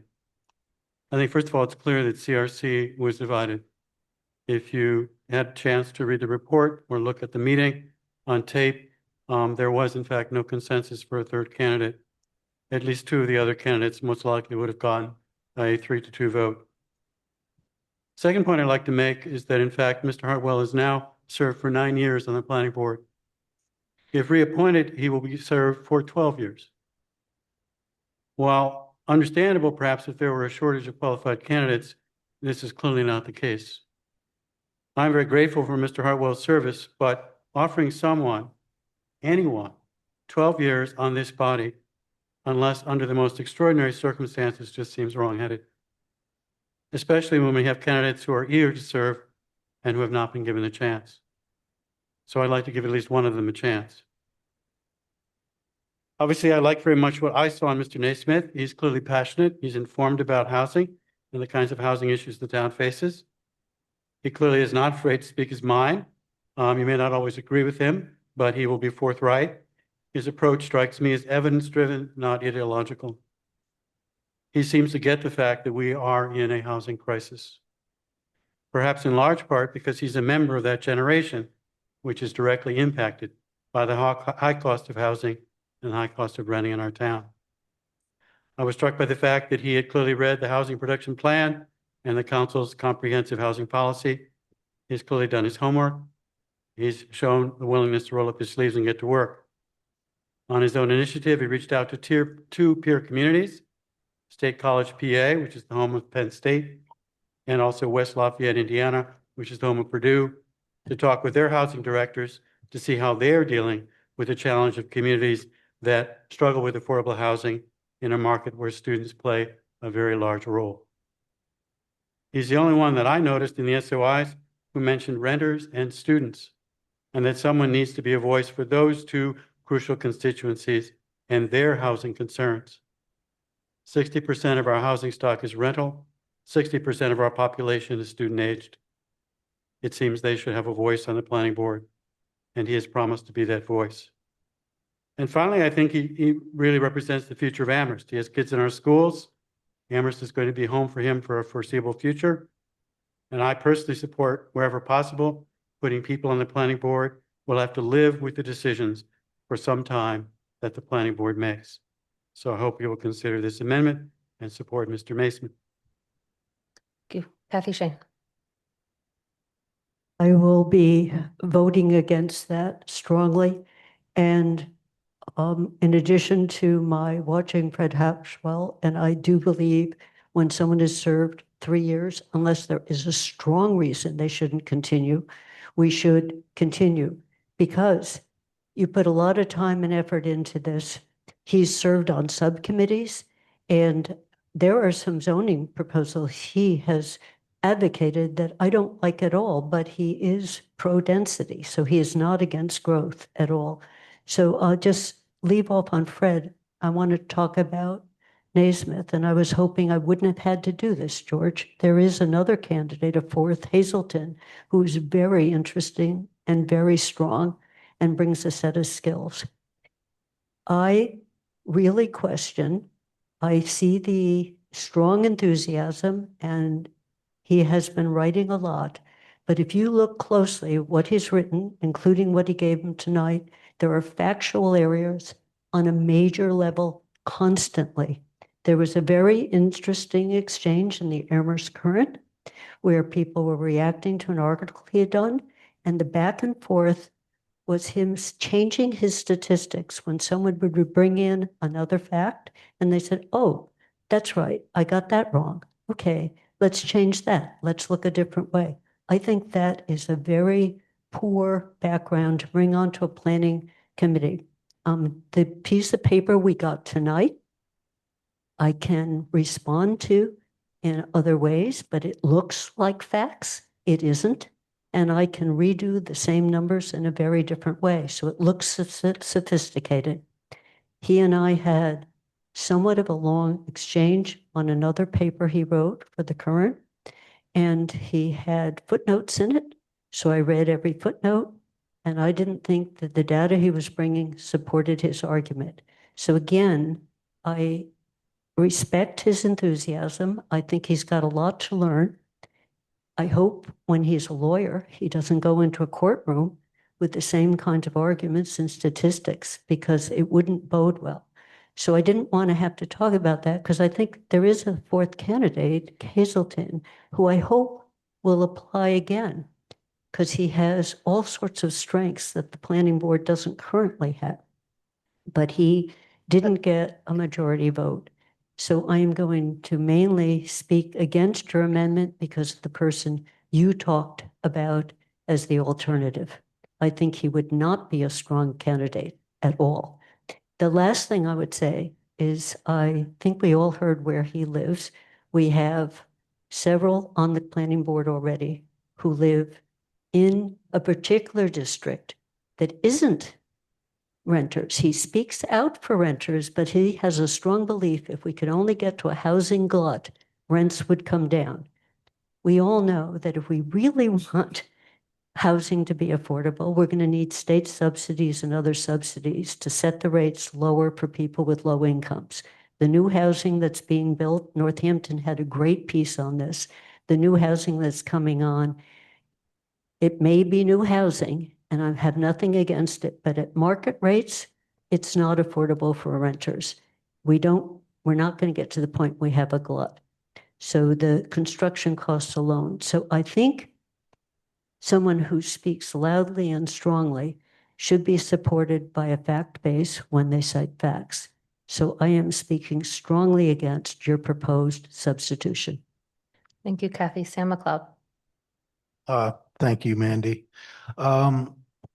I read all the 6 candidate statements and read the report and looked for all the information I could find regarding the candidates. I did try to watch. I couldn't find a video. I would have seen it. I do think there are a great many good candidates here. I think that the committee had a challenge. I guess it's a good thing that there are so many interested parties to serve, and I think it had to be challenging to determine how to discern between different candidates. As I read it, it seemed to me that the third candidate discussion was truncated slightly. That's my perception from what I read. And in that regard, I looked at considering all the candidates, and there are a few others who have not served the town in any respect, who seemed to me to have strong resumes. And in that regard, I'm thinking 9 years of service. I stepped down from the CPA chair after 6, that it's not necessarily a bad thing to have somebody who's highly interested in the town, invested to serve on a board. Maybe new ideas, maybe not, but participation is a big part of it. I have not spoken personally with Glenn Hazelton. His resume looked good. I have spoken on a few different occasions with Evan Naismith, who did show up today as well. I'm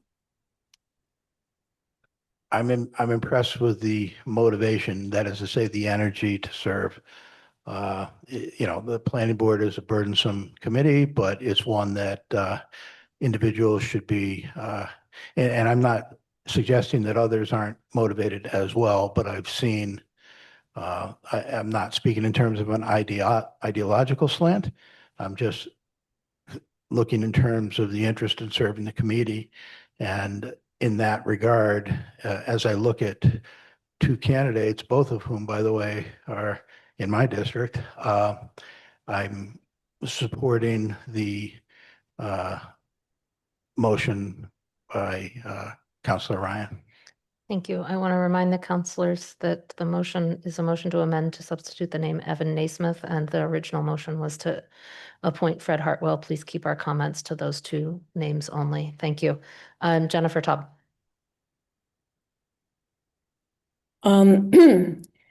Yes, I will be voting against the motion. I feel very strongly that the planning board is already very homogeneous, just based on the current composition of the board. The only woman on the board finished her 2nd term and didn't reapply. We already have 2 men of the same generation with kids in the school from Amherst Woods. And I think to have 3 out of 7 members of the planning board be from a small neighborhood in Amherst, one that has the most exclusive single-family housing zoning, and rarely do applications, if ever, come before the planning board for projects in or near that neighborhood. I think to have almost half the planning board be residents of a very small exclusive area does not well serve the town. And I didn't want to have to get really into this either, but I guess picking up on what Kathy Shane said, I've received several emails from Mr. Naismith, and I have also found that they are often factually incorrect. So a major housing pressure in Amherst, is that we have so many students needing to live off campus. And because students share the rents are higher and for students. And that is how landlords set the rent, to serve the market for which they get the greatest return on investment. Pam and I in District 4 have a lot of students in our district, and we have had students that we have been communicating with that came to us and said they are very concerned that the off-campus prices for students are so high, and they would like more housing opportunities on campus. So the privately financed housing market serves the rental housing that is built in Amherst, is to first and foremost serve the student housing market, because that's where they get the greatest return on investment. So this is what Mr. Naismith wrote to me on May 1st. He said, in other words, since he said only 476 more students live off campus today than in 2002. And considering that 106 North Flats in Sunderland opened in 2024, houses around 400 of these 476 students, there has been virtually no increase in UMass students living off campus over the past 2 decades. I mean, that's kind of patently absurd that, I'm sorry, I lost you for a minute. I'm overseas and it's 3:05 in the morning where I am. So I'm sorry if I'm not as articulate as I should be. But since 2002, in Amherst, we've built Kendrick Place, 1 East Pleasant, 13 East Pleasant, Olympia Drive, Spring Street, Sunset Fearing, 1 University Drive. That's not a comprehensive list. And the majority of residents in those built very large buildings are UMass students living off campus. So there are thousands of more students living off campus today than there were in 2002. And for someone to be on the planning board that thinks that there are virtually no more students living off campus and that that's not what's driving our housing market, that is very concerning to me. So that's just one example, I think, of what Kathy Shane was also touching on. Thank you. Thank you. Pam Marini. Thank you. I can't vote for the substitution. I'm disappointed because Councillor Ryan did this again last year as well. CRC came forward with a recommendation, and Councillor Ryan substituted someone, and that has led to this preponderance of the same demographic age group in the same geographic location neighborhood in town. So I'm disappointed that he's going to do it for a third person. Again, I didn't want to say anything like this in the interviews or in the discussions, but the idea of open-mindedness is something that really worries me, as has been stated by several people here. Mr. Naismith has been making very strong statements, whether it's in the Indy or the Current. And whether you take his side or not, we have not appointed people for almost the same reason, that they spoke too strongly about their neighbors, or they spoke too strongly about the need for public input. And here we have someone speaking very strongly about another aspect of life in Amherst. You know, we're being a little hypocritical if it's okay to talk about one topic but not another.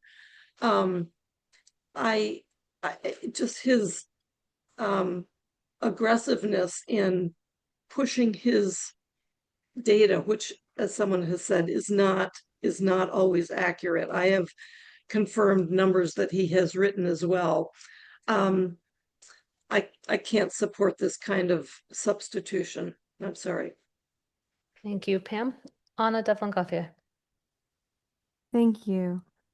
So, there's talk of a specific neighborhood, and I will clarify I didn't go into everyone's CAFs to see specifically where they lived, but a couple folks mentioned the specific district, and I just want to remind folks that District 5 goes all the way downtown, and in fact, right now you are all sitting in District 5. It used to be much more concentrated in South Amherst, but I struggle with district being used as the delineator when our districts are not balanced in the way of in terms of kind of as we look at committees. So that was just a quick note there. For me, it's clear to me that while I could explain why I believe that Evan Naismith is a great choice for the final spot on the planning board, I really think he did it best, in his words this evening, to be honest. In his candidacy, I see a commitment to continuing to align with the housing production plan and the priorities that we as a council have set forth. I also see someone who's really willing and able to dive into policy and work through things, as well as someone who's willing to hear other approaches and other opinions as they come forward. And then for me, most importantly, is that he's the candidate that I've seen emphasize the need for our planning board to understand and utilize that policy in a way which seeks to make housing in Amherst a more equitable field, right? In terms of who can access it, who can retain it, and all of the things that we talk about caring about. I think that Evan is bringing a voice that we would really benefit from having on the planning board with that bent towards equity within our housing, and looking at how can we utilize our policy and how can we, continue to follow that housing production plan in a way that makes it a lot better than how it has been, which has not been really accessible for a lot of folks. So I think that's for me what I've appreciated is his willingness to learn and collaborate, as well as his strong backing in policy and his focus on equity. Thanks. Thank you, Anna. Andy Churchill. Yeah, I understand that Evan can come on fairly strong, or has come on fairly strong at times, but I think that I've seen when he takes a position and when somebody brings him new information, whether it's in the comments section or elsewhere, he's willing to listen, and he receives that feedback with respect, and he doesn't respond by blasting the person who's bringing the new information. He incorporates it, and I think to a certain extent he's learning the difference between an advocate, which is what he is right now. He's somebody, a public person who can take a position and make it as strongly as they want to, and then recognizing that when you're on a board, you need to be able to learn and change your mind. I think he's gaining legal background in land use. He's focused on these issues in his legal training. And I believe he still has a lot to learn, but he does represent a perspective and a voice for renters and for students and for people who aren't otherwise represented on the planning board as well. So I felt I'm on the CRC. I felt that our process was pretty clear on who the first two members should be, and then I think when we got to the third person, I think it was quite close and split in different directions, and I actually think there are two members that are two applicants who could be considered, and Evan is one of them, and I won't discuss the other one at this point because we're not supposed to. Thank you, Andy. Councilor Cano Martin. Thank you. So I'm just going to start off by referencing the CRC report. If everyone looks at page 5, I just want to call attention to the demographic information of the 6 applicants. If you can see that 100% were white and male, the current demographic mix is 100% white and male, and our applicant pool had 66% coming from District 5. We've already got a total of 57% on the board residing in District 5. So I just first would like to ask the question, how did we arrive at this applicant pool? And I understand how hard it is to get people to serve. I'm very sympathetic to that. But my understanding is that we have a priority on having a diverse applicant pool that really has the diversity of our town in terms of age, in terms of race, in terms of gender, in terms of where they live. So my first question would be, how did we arrive at this pool, and how can we get a diverse pool?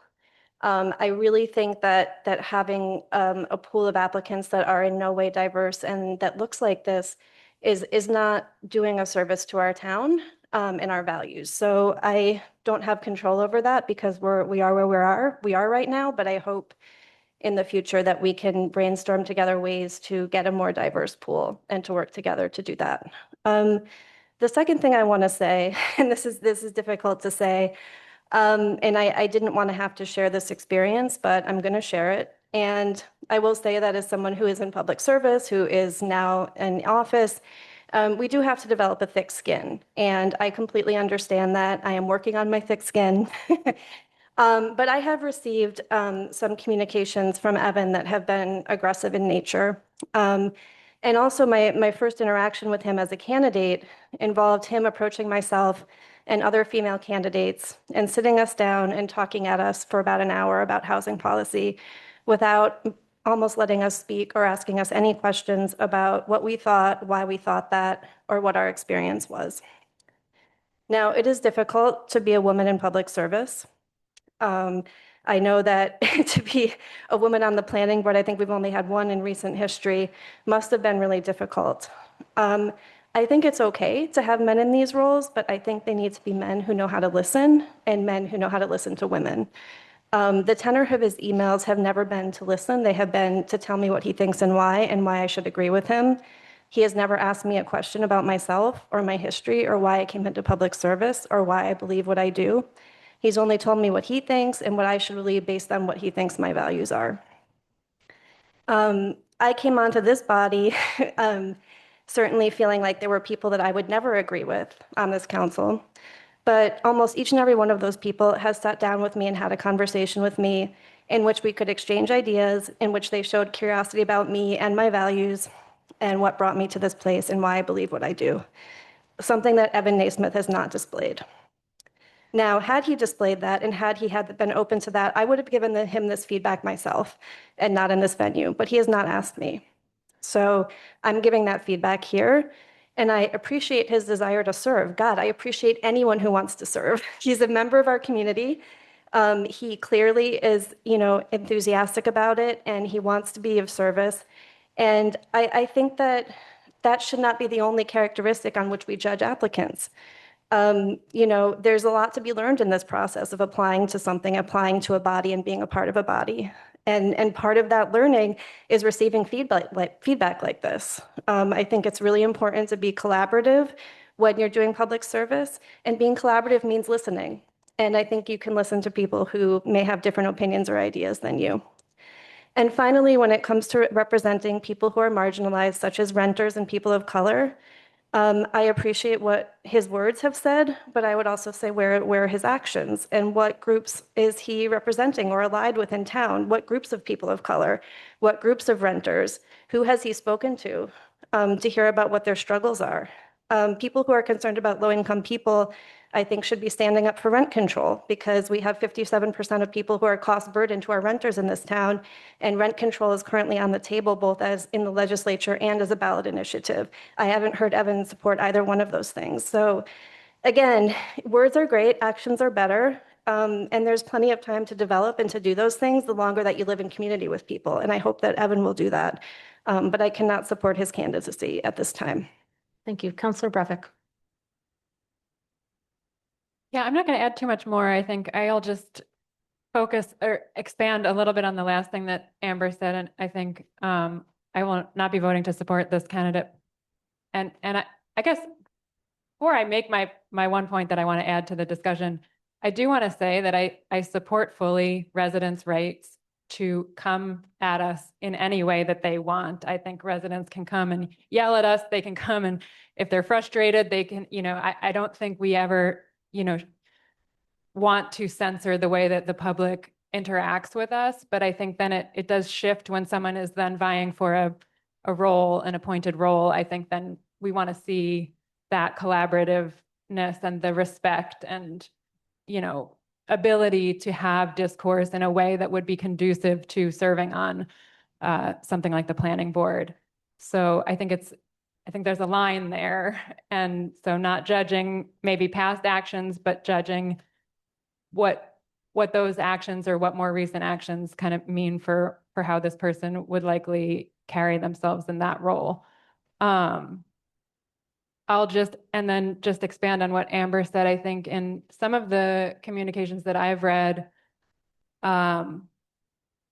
really feel to me like this candidate is cloaking this desire for market rate housing, more and more market rate housing being the lever that will make housing more affordable. I don't think applies in Amherst. I don't think it corresponds with our housing production plan. And I don't think it really corresponds with the values and what most counselors really believe. I think if we want to serve low-income residents, students, renters, we need affordable housing. I don't think creating more market rate housing will do that. And it feels like it's this top-down sort of trickle-down housing policy, but then being cloaked in this effort toward equity, I find to be just something that I cannot like morally support, using words like equity and progressivism and kind of trying to paint this gentrification strategy in that light to get more support in a town like this. I think it just shows me that it's someone who needs to get to know this town a little bit better, and get to know what will really work here versus maybe national trends or trends that are relevant in big cities, and really get to know this community, how we communicate with one another, how we respect one another, and what we're really looking for to support our most vulnerable residents. Thank you. Councillor Lord. Thank you. I wanted to speak quickly to a couple of things. I don't know much. I read all 6 of the statements of interest, and I was actually very impressed with Mr. Naismith's words he gave to us at public comment. If we're looking for diversity, we don't see it there, but I have heard that maybe one of them was a renter. So wouldn't that be a place of diversity that might be privileged over lawyer and other stuff? I'm not sure, but I'm not supposed to speak to that. I'm mostly concerned about this process of a committee putting somebody forward and then just being able to erase that, or to not erase it, but amend it. So I wonder if there's a different process when there is contention to say, okay, we can't come to a consensus, how do we bring it to the council? So I'm not going to vote for this amendment because I'm uncomfortable with the process. It's not to speak out against things I do not know, but I'm uncomfortable with that process. Thank you. Thank you, Councillor Lord. Pam Rooney. I want to say thank you to the comments. It was in fact noted that we had a really undiverse pool. I think Mandy Jo made that comment. We recognize that terms end and positions need to be filled.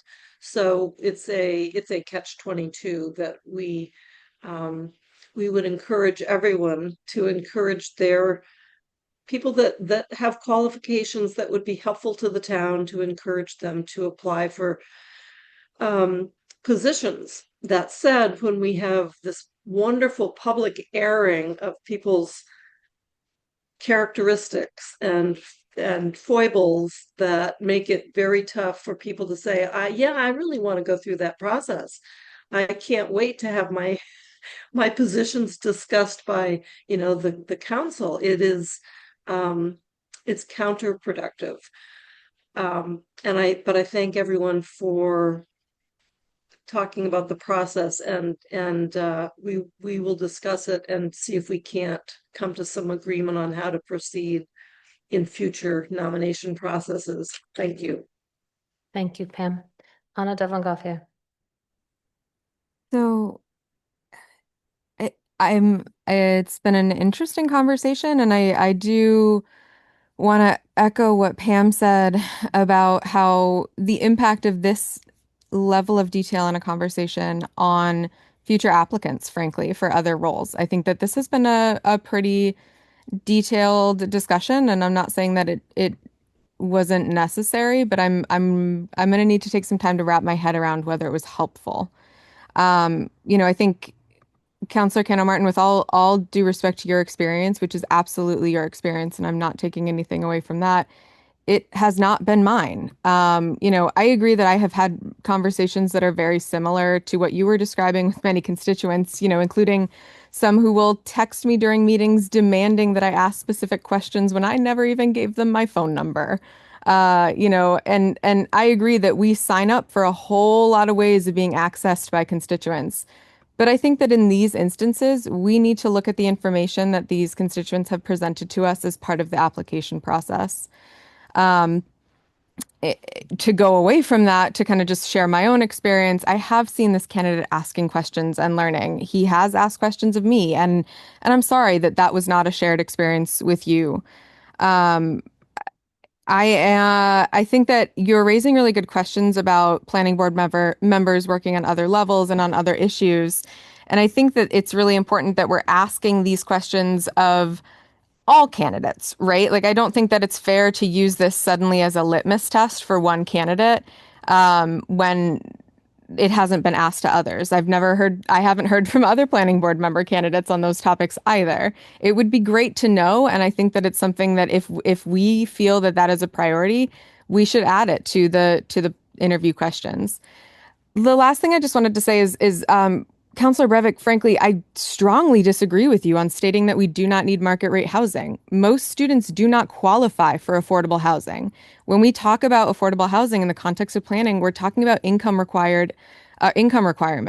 Many students will not be able to qualify for that, and many of our community members can't either. Market rate housing is what Amherst needs, and it encompasses that lowercase a affordable housing that our housing production plan does discuss. So I think that, as we're getting into this, that possibly is a direction that isn't helpful for this candidate discussion. And I'm happy to continue to have that discussion. But I do just want to emphasize that the market rate housing piece is getting at that lowercase a affordable, and is a really critical piece of housing production in our community.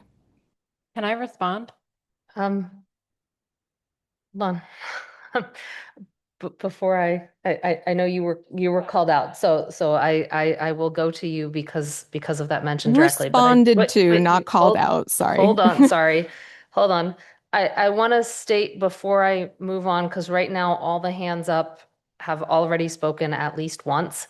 And so I want to state we've been on this particular motion for approximately 30 minutes. We still have one big item on our agenda, and I just want to keep people aware of the time and all of that, especially if conversation is not moving us, or if everyone has made a decision on this motion to amend, maybe we can move on. But I just wanted to make that notice and all before I go, and I will give Councillor Breivik an opportunity to respond if Councillor Breivik would like.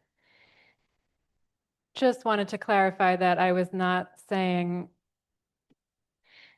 that I am against market rate housing. I am for market rate housing in a mix that is, I think, that includes affordable housing and mixed rate housing. I guess what I was getting at is the idea that I think has been discussed by this candidate, that the creation of market rate housing has the effect of then reducing housing costs in other ways, in that like trickle down approach.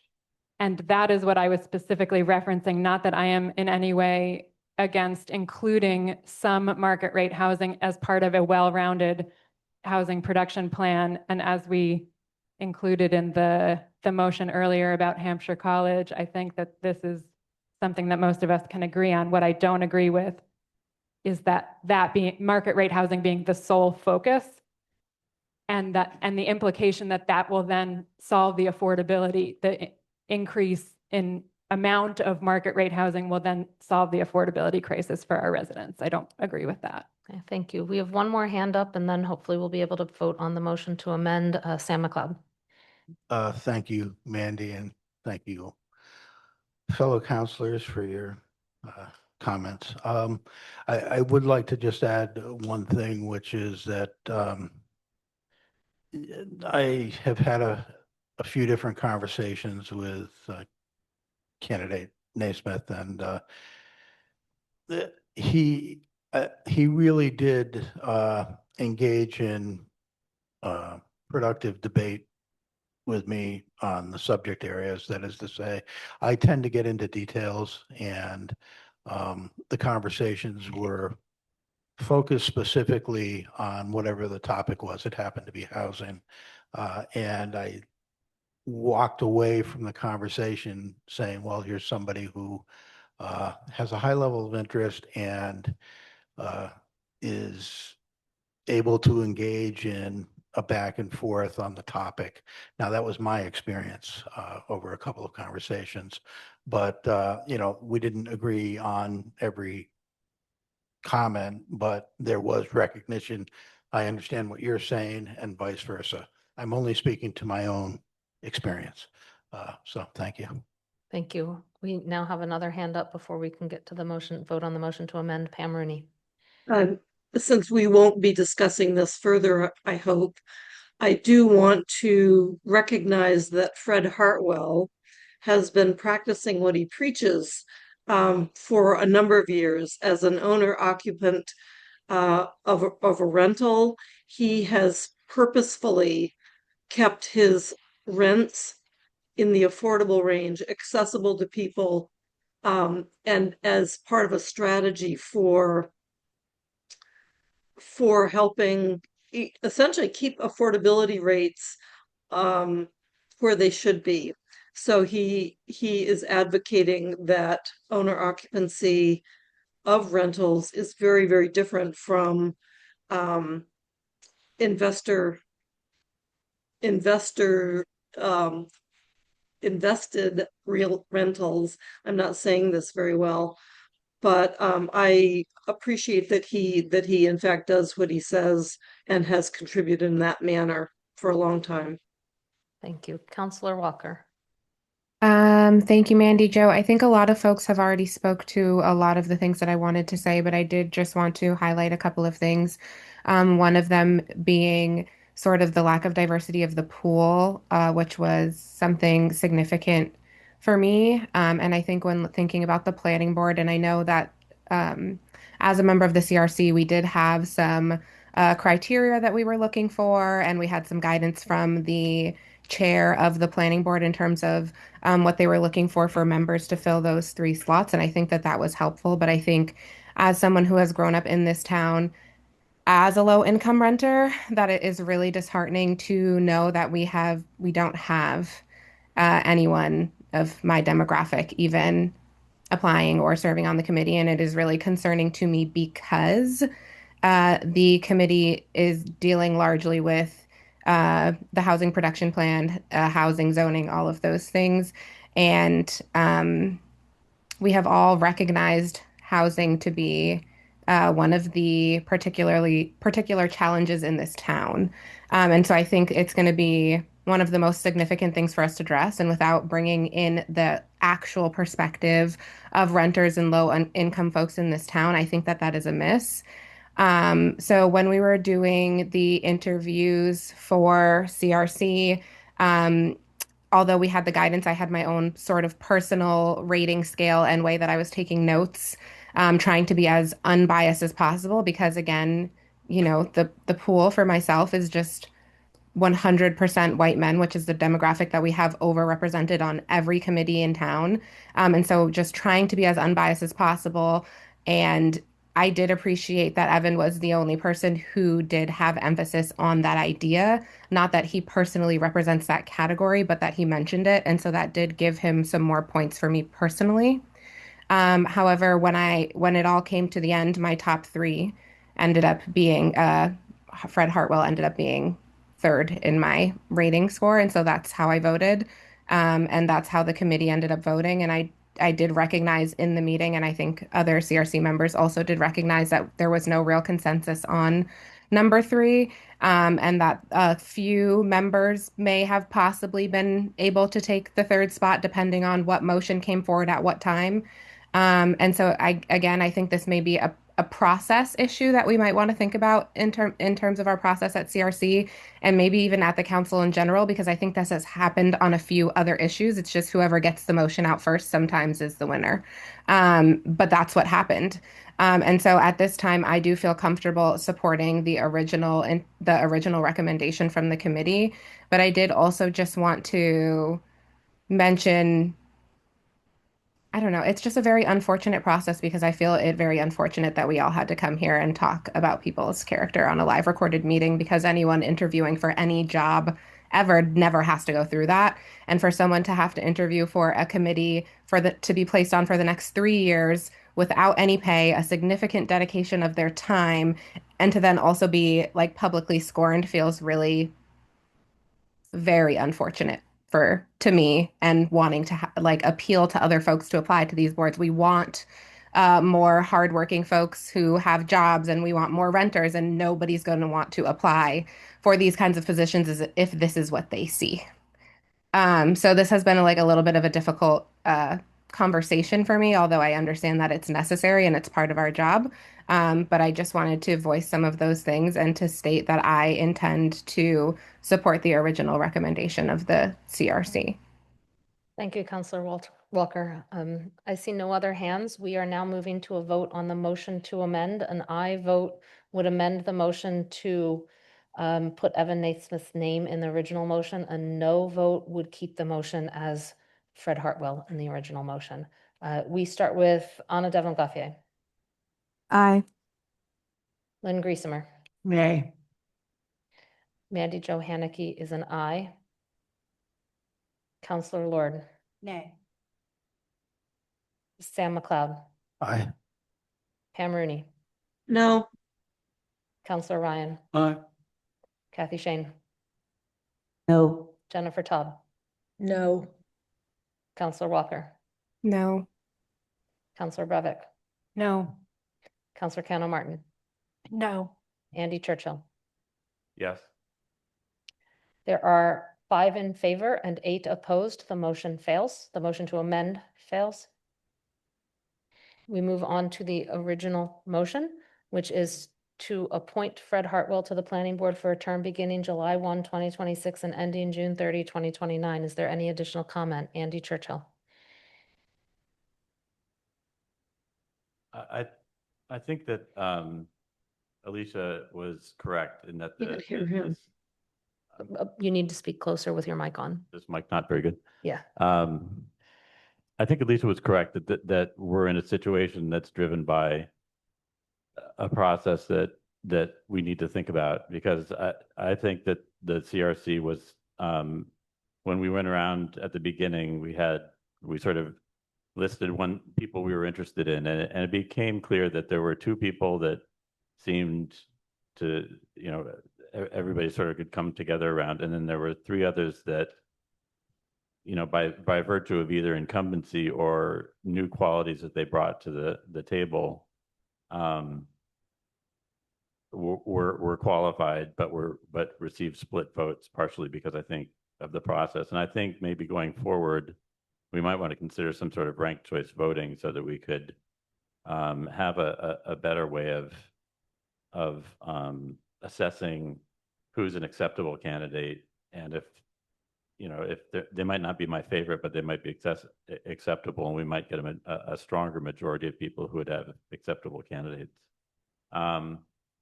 So I felt like we had 2 candidates that would bring new things to the table, and I thought that Glenn Hazelton was a very strong candidate and brought GIS experience and planning experience and work on boards. And so for that reason, I'm making a motion that we substitute Glenn Hazelton for Fred Hartwell, who has already had 9 years on the planning board. So I hear a motion to amend to substitute the name Glenn Hazelton for Fred Hartwell. Is there a second? Ryan, second. Is there discussion?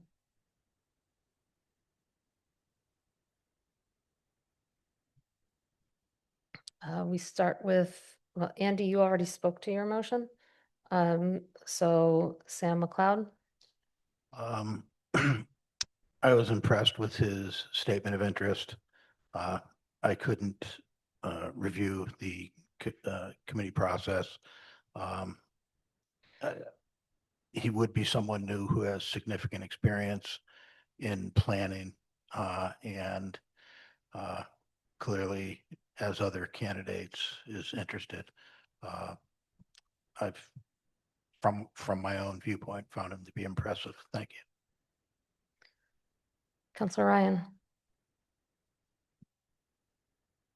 So I cannot vote to put someone on this board who has already given 9 years, and we would be giving him 12. I really struggle with that. Mr. Hazelton offers, I think, a different perspective. He offers a fresh view. I have no problem with his candidacy, so I will vote to support this amendment in the hopes that we can get some new, fresh perspective and ideas on a board that I think could certainly use it. I want to say something very quickly about process, however. CRC does not decide who sits on the planning board. CRC makes a recommendation to us, And I would expect as chair of any body, certainly one that's making a recommendation to the council, and I would certainly follow this, that I would seek to get consensus from my committee. That would be 4-1 or 5-0. 3-2 is not a consensus. And in this particular case, as I think Councilor Churchill's pointed out, any number of candidates could have gotten 3-2. So to leave this up to chance strikes me as just absurd. It's our decision. Ultimately, no matter what CRC decides, you have to look at the candidates and make your decision. This is an important body, and it's going to be more important in the years going ahead. So please let's not obsess about process. A fair statement would be that we had 2 candidates that had a consensus from the committee, and the rest was all over the place. And that leaves it up to us to make up our minds. You look at the SOIs, you look at if you have a chance to look at the questioning period, you just have to do your homework. And I know how hard that is, especially given all the things that we have to do, but that's what you have to do. And in this case, that's what you had to do. You can't just turn to CRC and say, tell us what the answer is. So in this case, I hope you will follow the amendment, support the amendment, and put Mr. Hazelton on this body. Thank you. Thank you, Councilor Ryan. Pam Rooney. I would like to point out that just last year, we reappointed Mr. Bruce Coldham, who also had served with me back in the 1990s and the 2000s for 6 years. So he is now into his 4th term and is doing a terrific job. It is not that someone doesn't bring really good skills to the table. I think this is, let's not forget that people in fact do bring good skills to the table. Thank you, Pam. Sam McLeod. Thank you, Mandy. I'd just like to say that I have great respect for the chair of the CRC, and I'm not making judgments on the process. And I appreciate the challenges that all counselors and all chairs in particular have. And I seek to make determinations based on my own informational process. And in this case, I reviewed everything that I could. But I'd like to again indicate respect for the chair of the CRC. Thank you. Thank you, Sam. I see no other hands on this motion to amend to substitute the name Glenn Hazelton for Fred Hartwell in the original motion. So we will move to a vote. We start with Lynn Griesemer. Abstain. Mandy Jo Haneke is a no. Councilor Lord. Nay. Sam McLeod. Aye. Pam Rooney. No. Councilor Ryan. Aye. Kathy Shane. Abstain. Jennifer Taub. No. Councilor Walker. No. Councilor Brevik. Abstain. Councilor Cano Martin. No. Andy Churchill. Yes. Anna Devlin Gauthier. No. That is 3 in favor, 7 opposed, and 3 abstentions. That motion fails. We move back to the original motion, which is to appoint Fred Hartwell to the Planning Board for a term beginning July 1, 2026 and ending June 30, 2029. Is there any other discussion? Sam McLeod. He seems to be a very qualified candidate. Thank you. Thank you. Is there any further discussion?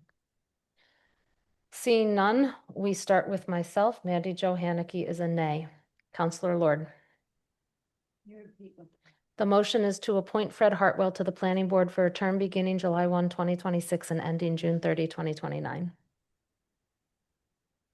I'm sorry, he was the one that was recommended by the planning board. By a 3-2 vote, correct? Thank you. It's late. Aye. Sam McLeod. Aye. Pam Rooney. Yes. Councilor Ryan. Nay. Kathy Shane. Yes. Jennifer Taub. Yes. Councilor Walker. Yes. Councilor Brevik. Yes. Councilor Cano Martin. Yes. Andy Churchill, Yes. Anna Devon Gauthier, Aye. Lynn Griesemer. Aye. That is 11 in favor and 2 opposed. The motion passes. We move on.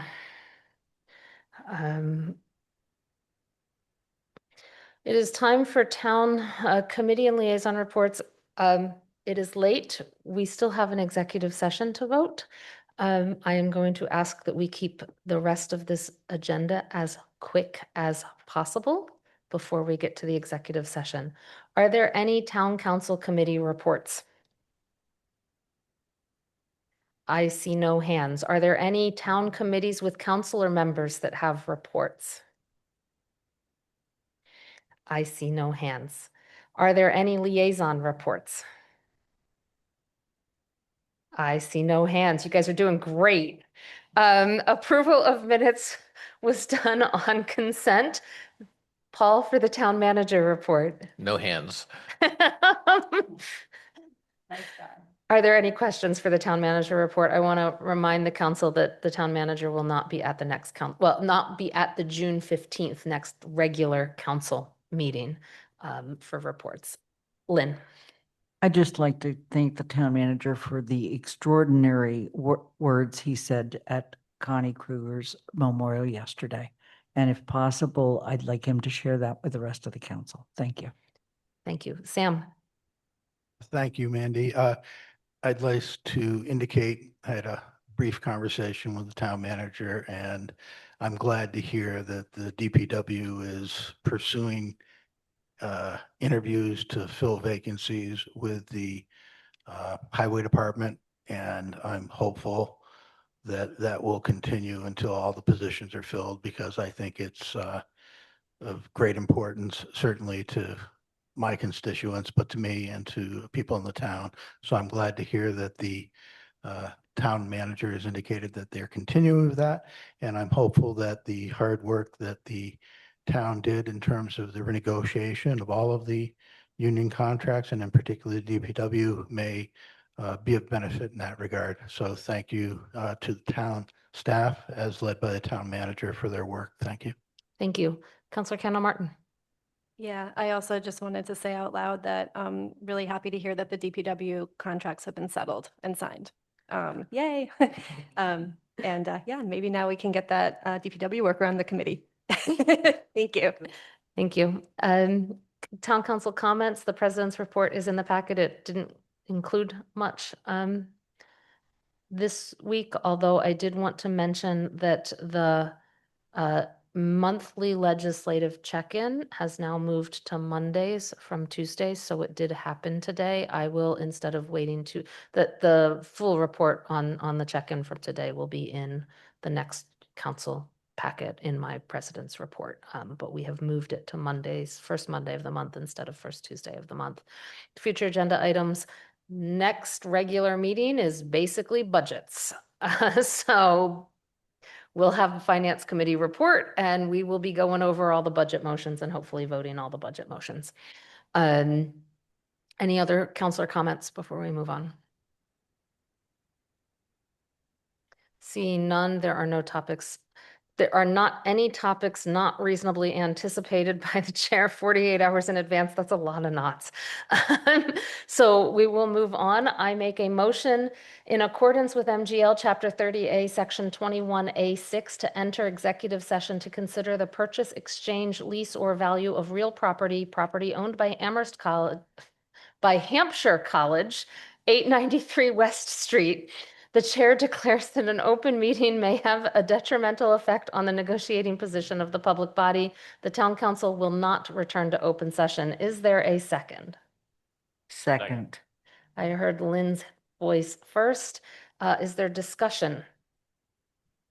Sam? I'd just like to have a 3-minute break between We the will session take one next, between sessions. if you're able and find it something to do. Thank you. We will.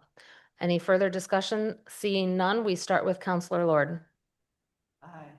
Sam McLeod. Pam Rooney. Yes. Councilor Ryan. Aye. Kathy Shane. Yes. Jennifer Taub. Yes. Councilor Walker. Yes. Was that a yes? Okay, thank you. There was a weird like echo. Counselor Brevik, Yes. Counselor Kendall Martin, Yes. Andy Churchill, Yes. Anna Devlin Gauthier. Did Anna leave? Internet got weird, but I'm still here and I. Okay, thank you. Lynn Griesemer. Aye. And Mandy Johanicky is an aye. That is unanimous. We are now in executive session. So we will leave this Zoom and sign on to another one.